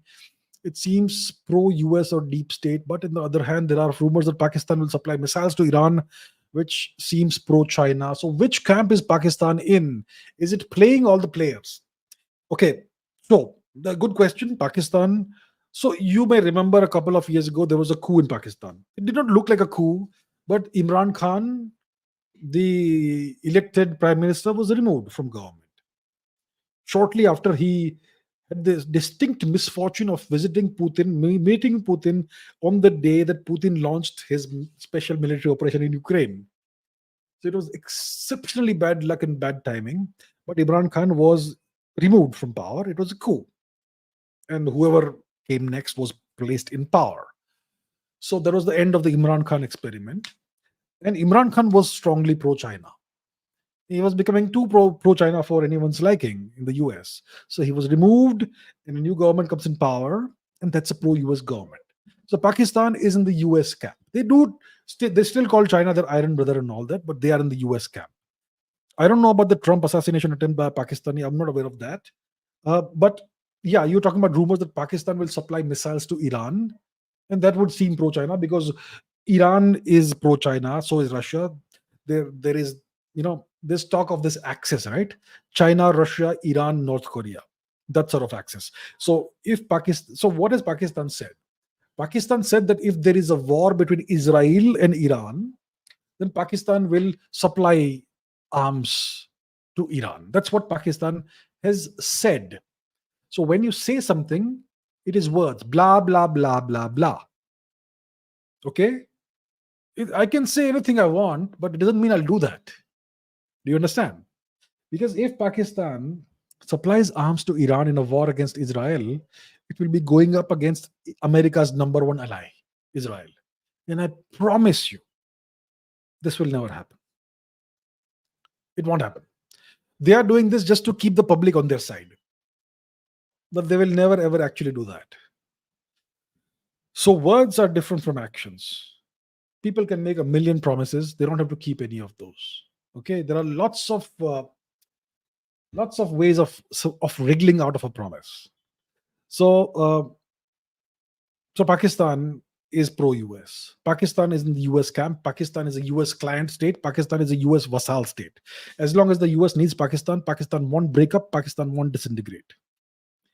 And the US needs Pakistan. Then the US needs Pakistan as a counterweight to India. So Pakistan is in the US camp. Pakistan is a US puppet, US vassal. Shravan 97 says, reports are saying that the US transferred $293 million to the Taliban accidentally. Well, obviously, in the real world, in geopolitics, there are no accidents. Seems like Uncle Sam is cooking something against us. Good question. Now, first of all, where is Afghanistan on the map? So Afghanistan doesn't have currently a common border with India because Gilgit-Baltistan, etc., and POK is currently temporarily under Pakistani occupation. So Afghanistan and India don't have currently a common border. So if the Americans are transferring, let's say, some money to the Taliban, it'll be hard for the Taliban to use it against India because they are on bad terms with Pakistan, etc., etc., etc. The Taliban actually are on reasonably good terms with India, and their number one enemy is Pakistan. So just like the Americans use Pakistan as a counterweight to India, the same way they use the Taliban, which rules Afghanistan, as a counterweight to Pakistan, so that Pakistan also behaves. It is alleged that the US gives a stipend of between $40 to $80 million per week in cash to the Taliban. Now let's take a look at that allegation, shall we? So one of the people who has been saying this consistently is the former vice president of Afghanistan, Amrullah Saleh. So this is the tweet by him in October 2022. The so-called humanitarian $40 million per week is delivered in coordination with a group in a sentimentally, politically, and ethnically divided Afghanistan. It is therefore inevitable for Talibs to use it for their own consideration. The living and dead Talibs are the priority recipients. There is no oversight. So here he is being kind of indirect. Let's see a next tweet from 2023, January 1. On January 3 and 4, the Talibs are going to receive 80 million US dollars consolidation funds in the name of humanitarian aid. This is just less than a week after women were erased from all types of work and education. Cash will be flown by flight number so-and-so. Hypocritical conduct. Next tweet, March 8, 2023. US dollars 80 million from US and EU was delivered to the Taliban this week alone. Today is March 8, International Women's Day. With zero oversight, there is no doubt that the cash will help the Talibs consolidate and do more of what they do, including further repression of women. Next tweet, April 23. UN's appeasement strategy of justifying US $40 million cash delivery to the Taliban per week didn't work. In absence of legitimate government, NGOs, and independent oversight, any so-called aid will directly help the Taliban junta to consolidate. Women staff of UN are erased from work, and the UN is retreating. A tweet from June 2023. The effort by the supporters of the infamous Doha deal to stabilize the Taliban 2.0 by providing 40 to 60 million US dollars per week in the name of humanitarian assistance is going nowhere. The boldest aspect of Taliban rule is anti-human, anti-national. The paid media is failing to magnify their non-existing goodness too.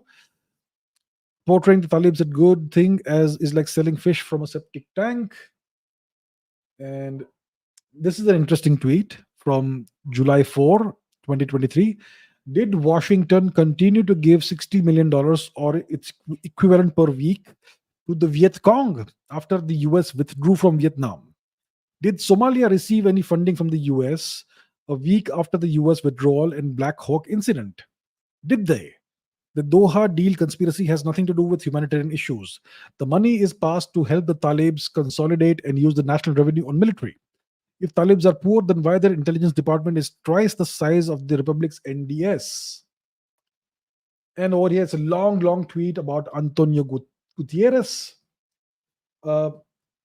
So, Honorable Antonio Gutierrez, your motto is great. However, in practice, your UNAMA news justifies provision of $60 million a week to the Taliban, who have erased women from Afghan life and society. The Talibs have turned the women into indoor slaves. Do Afghan women exist in the UN map? Why do the Afghan people have no access to information on how those hefty US $60 billion are spent? Humanitarian projects are supposed to be the most transparent ones, and so on and so forth. Long, long tweet. The point is, if the US has transferred $293 million to the Taliban, it's not happened accidentally. They have been paying between 40 to 60 to 80 million dollars per week for the longest time, ever since the Taliban took over power in Afghanistan. They did not take over power in Afghanistan. They did not conquer Afghanistan. They were handed the country on a plate by the Americans. The Taliban are a US proxy. So yes, India has to be careful. India has to be extremely careful. But we have reasonably good relations with the Taliban. We have way better relations with the Taliban than we have with Pakistan.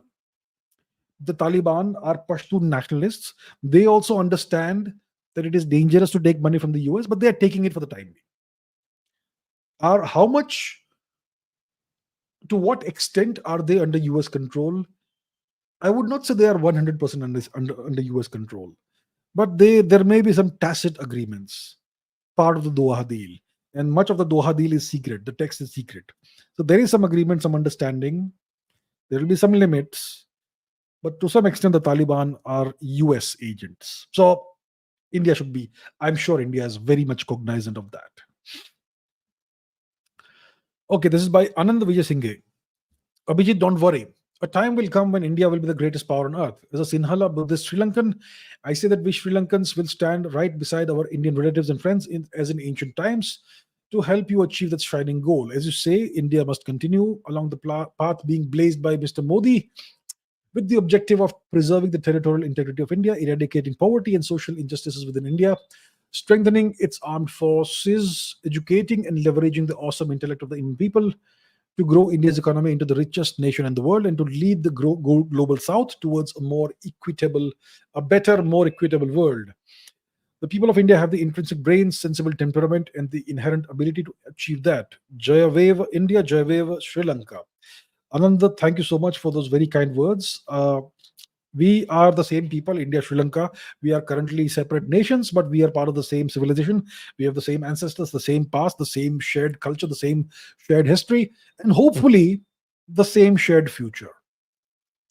So thank you so much for your kind words. I know Sri Lanka is going through a bit of a bad time, but yes, India historically has been the world's largest economy, consistently, forever, essentially, as long as it has existed.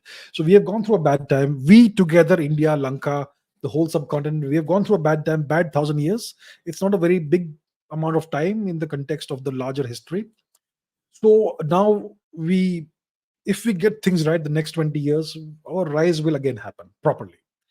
And when India rises, I would like India to rise all along with all our all our ancient friends and relatives in the subcontinent and beyond, Sri Lanka, Burma, uh, Nepal, Thailand, Indonesia, everybody, all of us who have historically been part of this great civilization should happen together.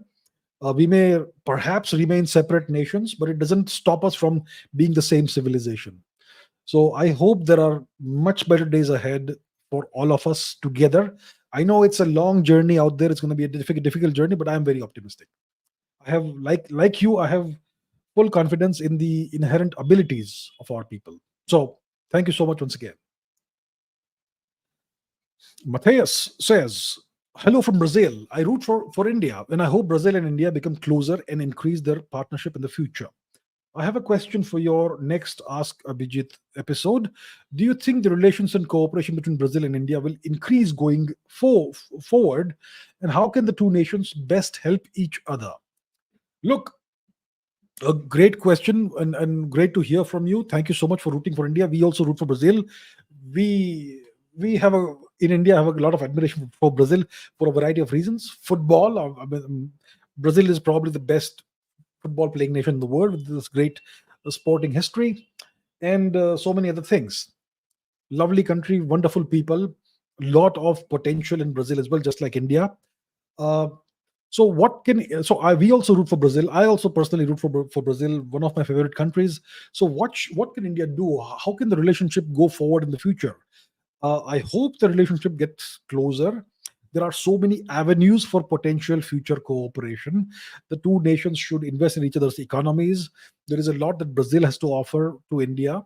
There's a lot that India has to offer to Brazil. We should find areas of convergence, of requirements, convergence of interests. I think there's a lot of convergence of interests.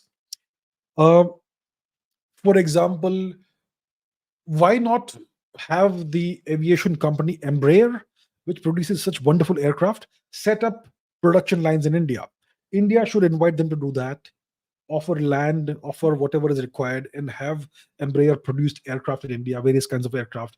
India already has bought a few Embraer aircraft, which serve as AVAX aircraft, advanced warning radar systems, which fly in the air, military aircraft. Uh, why not produce Embraer aircraft for India's domestic aviation sector? That's just one example. I'm sure Brazil has so many other industries and technological things to offer to the rest of the world. India needs all of that, so we can work together. It is a win-win for Brazil, so it's and India as well. So that's just one example. I'm sure we can find so many other examples. In case the viewers don't know, let me put this on the screen. Embraer, a wonderful Brazilian company, produces wonderful aircraft. Uh, Here we have it, Embraer. So it's a Brazilian multinational corporation. They have all kinds of aircraft. Some of these are those, the aircraft that millionaires have, private aircraft, but they also have passenger aircraft. They also have military transport aircraft. For example, let me see this. Yeah, there's some deal that could happen between the Indian Air Force and Brazil. They have commercial aircraft, no passenger aircraft. So Embraer is a wonderful company. Why can't India and Brazil work together vis-a-vis with respect to Embraer and various other companies and various other uh, fields where there is convergence of requirements and all that? There's a lot I think we can explore. Uh, so yeah, there's a lot we can do, and I hope there is increasing cooperation going forward. And I definitely wish nothing but the best of luck to the people of Brazil, the wonderful people of Brazil, and the wonderful nation of Brazil. Brazil also has a tremendous amount of potential, just like India, and I would like to see it do really well. Okay, let's take a couple more questions. Priyanka says, what is the US's motive in coercing European nations to allow large scale migration of illegal military age men into their territories? Is it aimed at creating total anarchy in these nations and their complete annihilation through infighting among various European nations? What are my views? Look, there is no doubt that the European nations, via the EU, are being coerced into accepting a tremendous inflow, continuing inflow of military age men from certain parts of the world, West Asia and parts of Africa, essentially. These are all young men, almost no women and children coming in. And then these men settle down and impose their culture on the natives. They are generally quite violent, quite misogynistic, etc. And the police forces of the host nations do nothing to stop this, but clamp down on any natives trying to prevent this from happening. And that's why you see all this anarchy across Europe right now. So clearly, the EU is forcing these European nations to accept this illegal immigration, and the EU is controlled by the US. So, why is the US doing this? Even the US has opened its southern border. The Biden regime has forced the American citizenry to absorb millions of illegal immigrants, undocumented illegal immigrants. So, what's being done? Why is this happening? It is being done. What is the effect of this? The effect of this is the annihilation is the annihilation of local culture, local ethnicity, of indigenous culture and ethnicity. So, if you are an indigenous, let's say, British person, you're white, you're Anglo-Saxon, or you're Celtic, Gaelic, Welsh, whatever. You have an indigenous language, you have an indigenous religion and culture. Well, not really very indigenous, but past 1,000 years you've been practicing Christianity, so it's your indigenous culture now. And these foreign infiltrators, they come, they settle down, they impose their culture on you, and eventually they start dominating various cities, towns, villages, and so on. And eventually there's going to be a cultural, religious, ethnic takeover. So what does that do? It's going to create essentially a monoculture across Europe. The same culture eventually starts dominating Europe. Right now Europe is very distinctively multi-ethnic and multilingual. But eventually you will have the same ethnicity and same language and same religion across Europe. What does that enable the controlling power to do? It enables the controlling power to establish a world government. It's a world takeover. And Europe is the easiest low-hanging fruit right now. So eventually, whoever is behind this wants to establish a world government. And it starts with Europe. It starts with the West. And they don't care. And it's also clear that they don't care at all for the native Western culture and ethnicity and language. That's also pretty apparent. Interesting. So that is why they're doing it. Kushagra Kalashnikov says, is there any chance of a world government becoming reality? Ooh, if so, what would follow? Will that be truly good for society?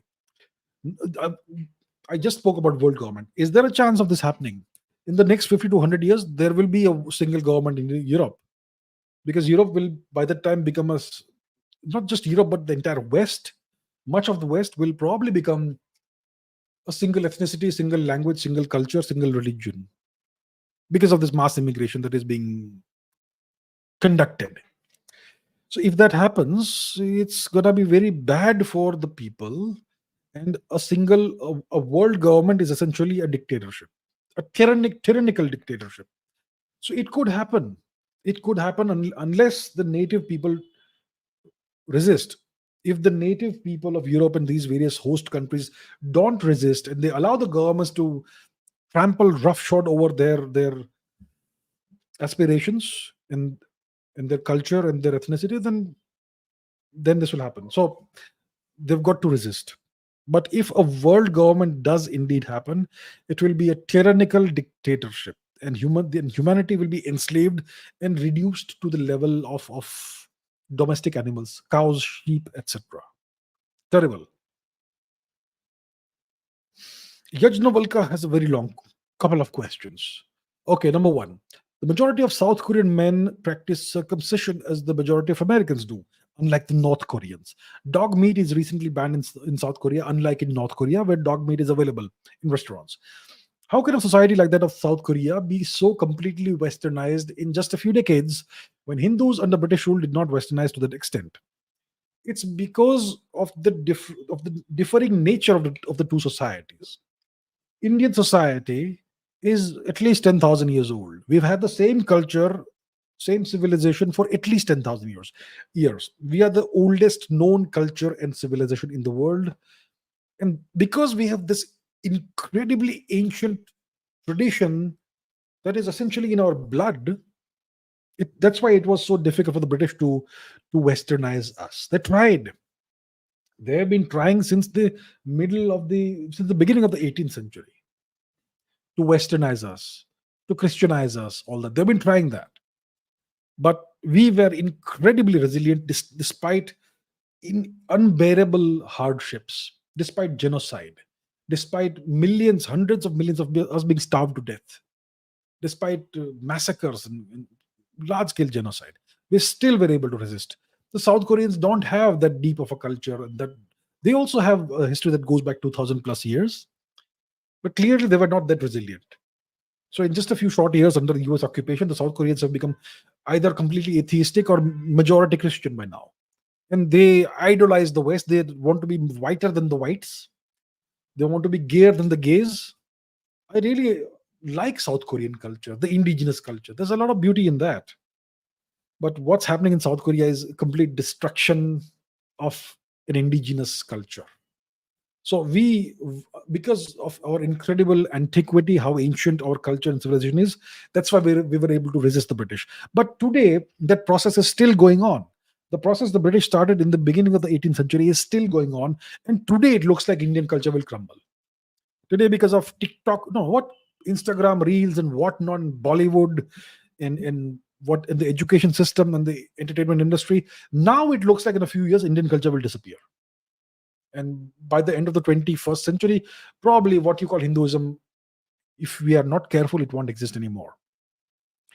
So that's the answer to the first question. Second question is, Filipinos and whites intermarry much more than Turkey origin Turks and whites do in the West. But Turkey origin Turks and whites are considered closer racially than Filipinos and whites. Caribbean origin blacks in the West also intermarry with whites much more than whites and Turkey origin Turks intermarry in the West. So in the case of intermarriage, religion trumps race. Do you agree?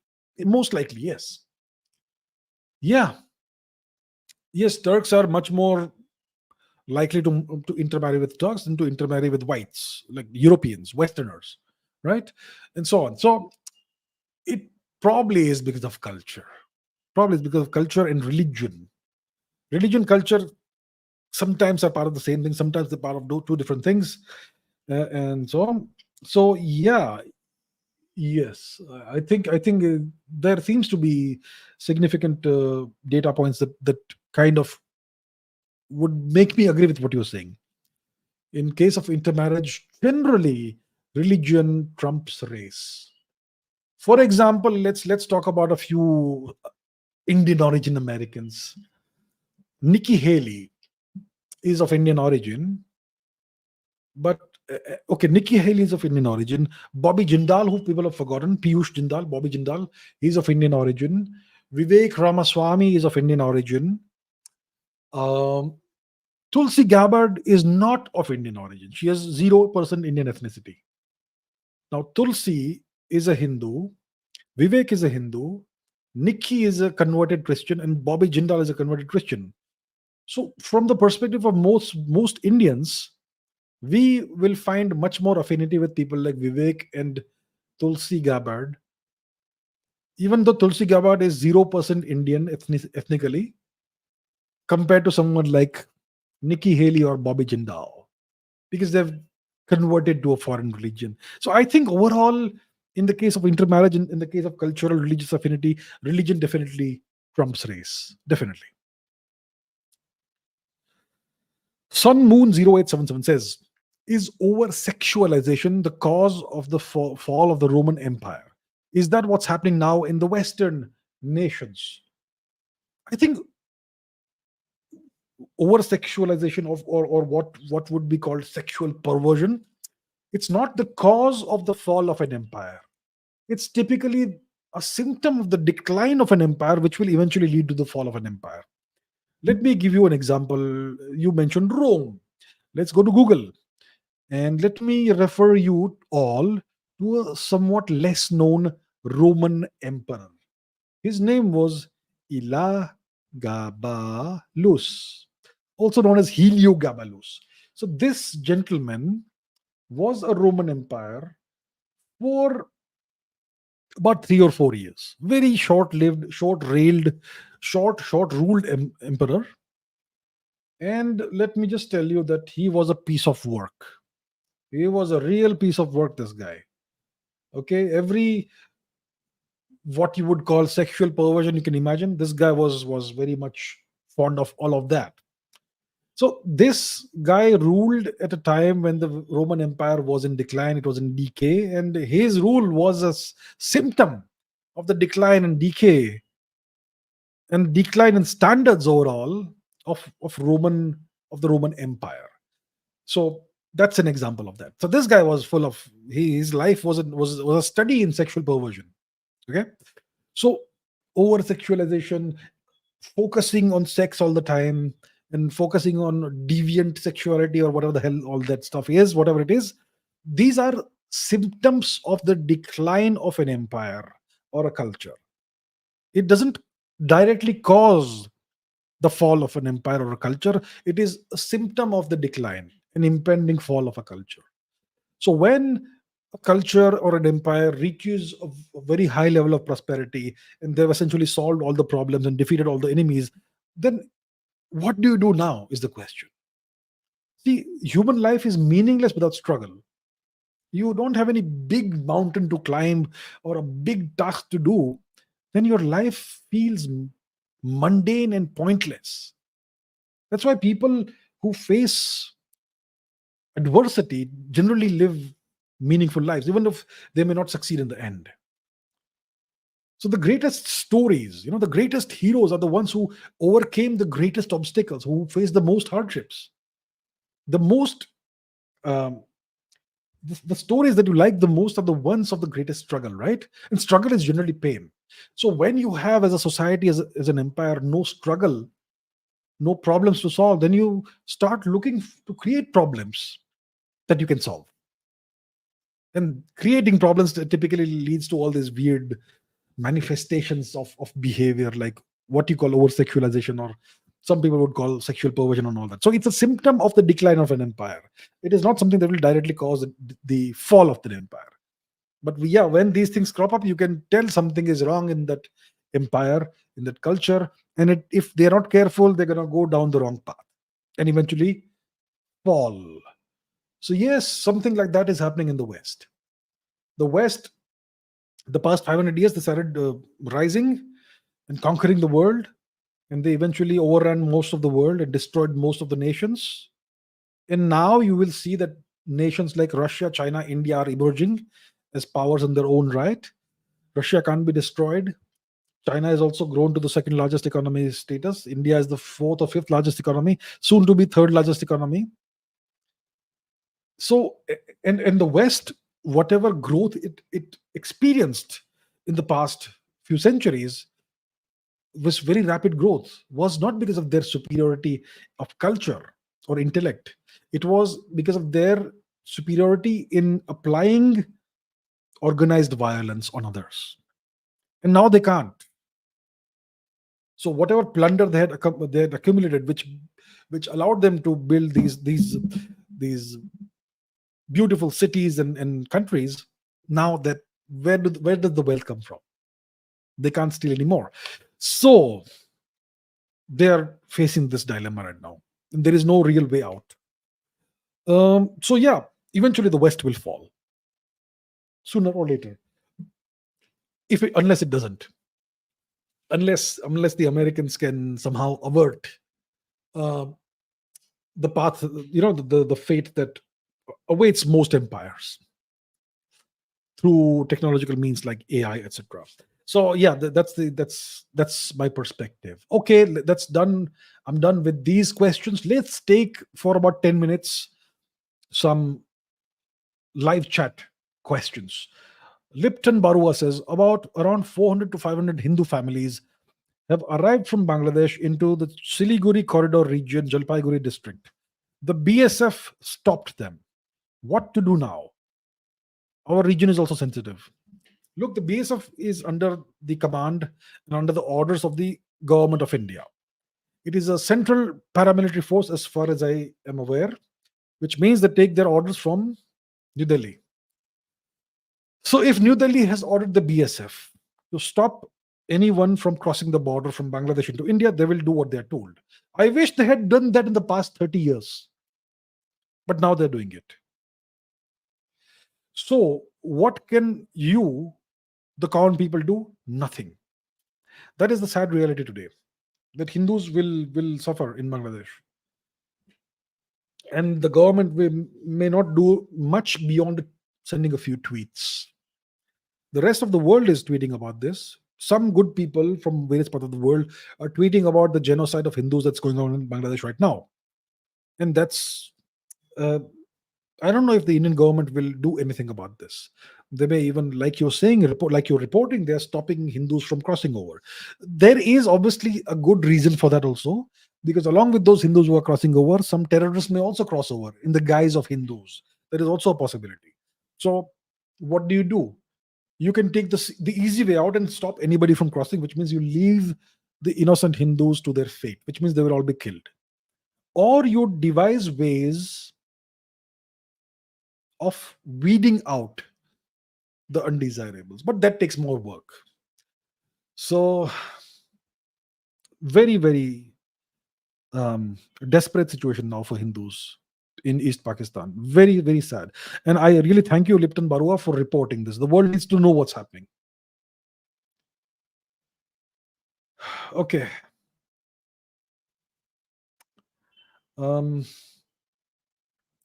Kunjan Pargi says, why did Sheikh Hasina not apply for asylum in Russia?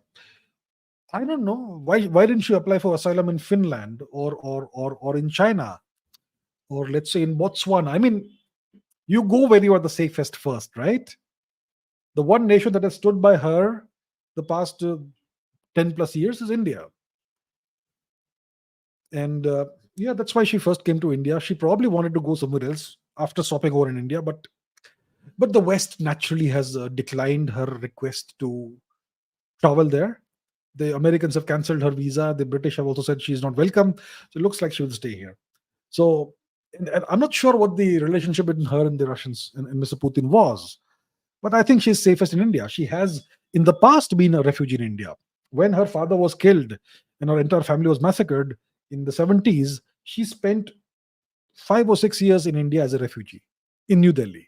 So she's familiar with India. She has lived here before, and it's natural for her to turn to India in the worst time of her life.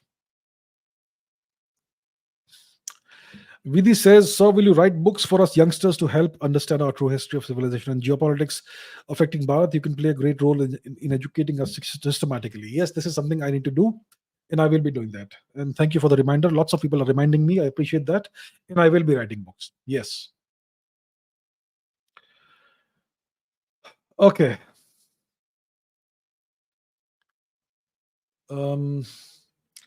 Artillery Chavda says, "What languages do you speak?" I speak among Indian languages. I speak Hindi, Gujarati. I understand lots of languages, bits and pieces. I understand Marathi to a great extent. Almost 90-95% Marathi I understand. I don't speak that well. I understand most other northern Indian languages to various degrees. Punjabi, Bengali, various dialects of Hindi, etc. So those are the Indian languages. Foreign languages, I speak English and French, and I understand various other Romance languages to various degrees, like Spanish, Italian. I understand to a certain extent. Portuguese to a certain extent. I understand a bit of Russian. I understand some German. So I have been very curious about languages. That's why I kind of have some understanding. So typically, when I hear someone speak a foreign language, I most likely understand what language that is based on the accent and the words and all that.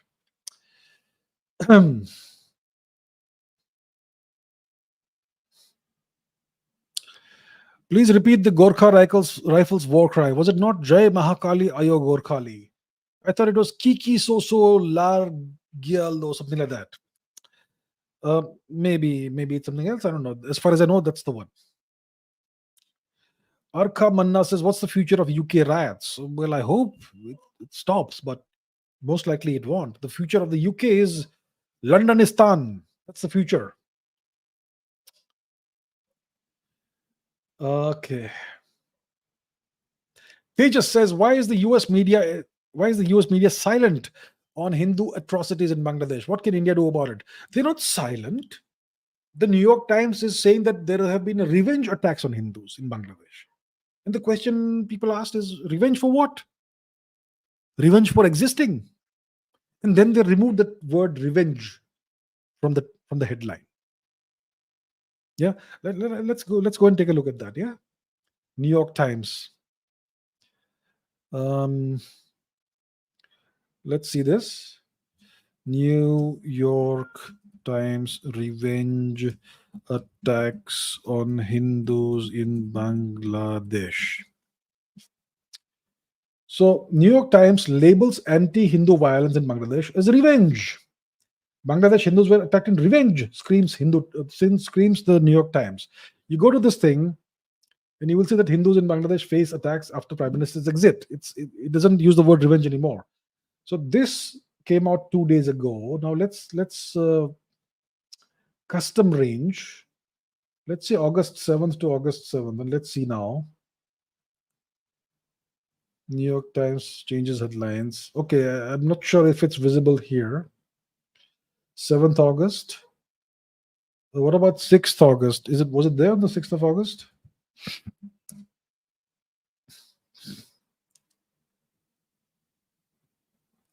Okay, I think it's not that easy to discover this on an American search engine, but they were terming these attacks on Hindus as revenge attacks, as if the Hindus have brought this about themselves. The question is, what? Revenge for what? Revenge for simply existing, right? So the US attack, the US media is now speaking about this, but they are trying to portray this as a justifiable revenge on Hindus. And if you read that article, it kind of, despite them changing the headline, they're trying to portray the Hindus as having supported a dictator. So they're worse than silent. Now they're taking sides, and they're trying to tell the world that the attacks on Hindus are justified. It's kind of like how they allege that the Nazis justified violence against Jews. The same thing they're doing right now. They're behaving like Nazis, the US media. Shameless people. Absolutely shameless. Okay.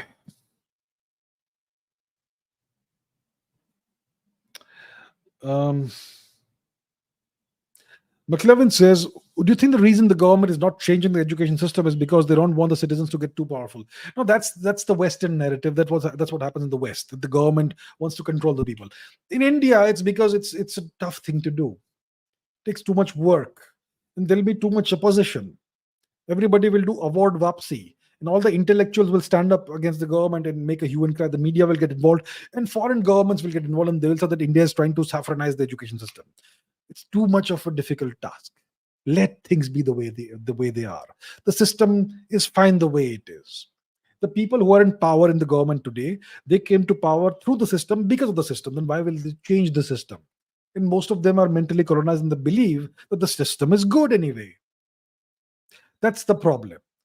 It's because of low standards overall that the education system is not being changed.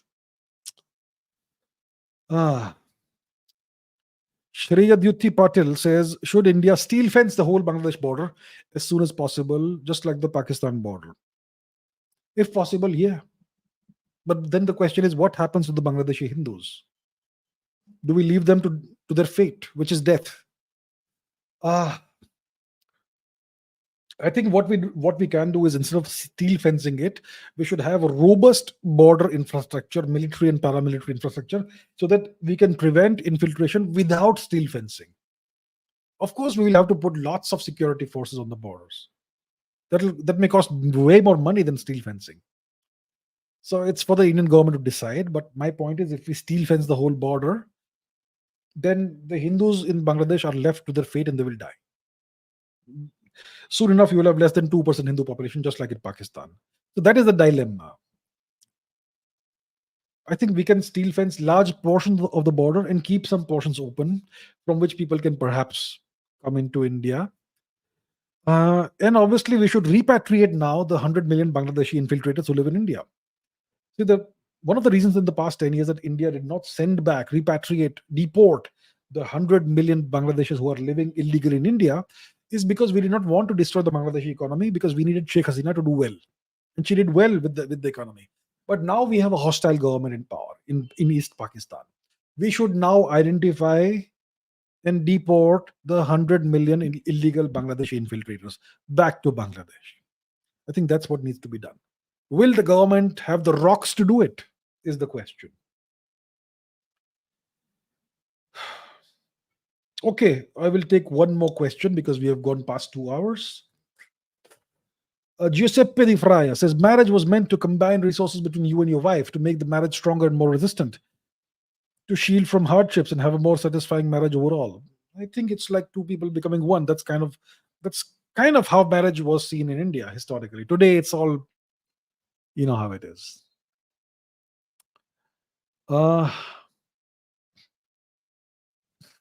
What would happen, says Shivatsa, if Bangladesh invades India? Will it be backed by the US?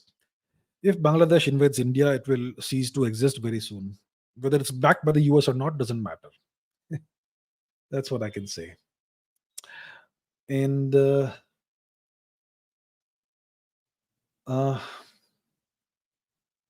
shall I take one more question? One more question.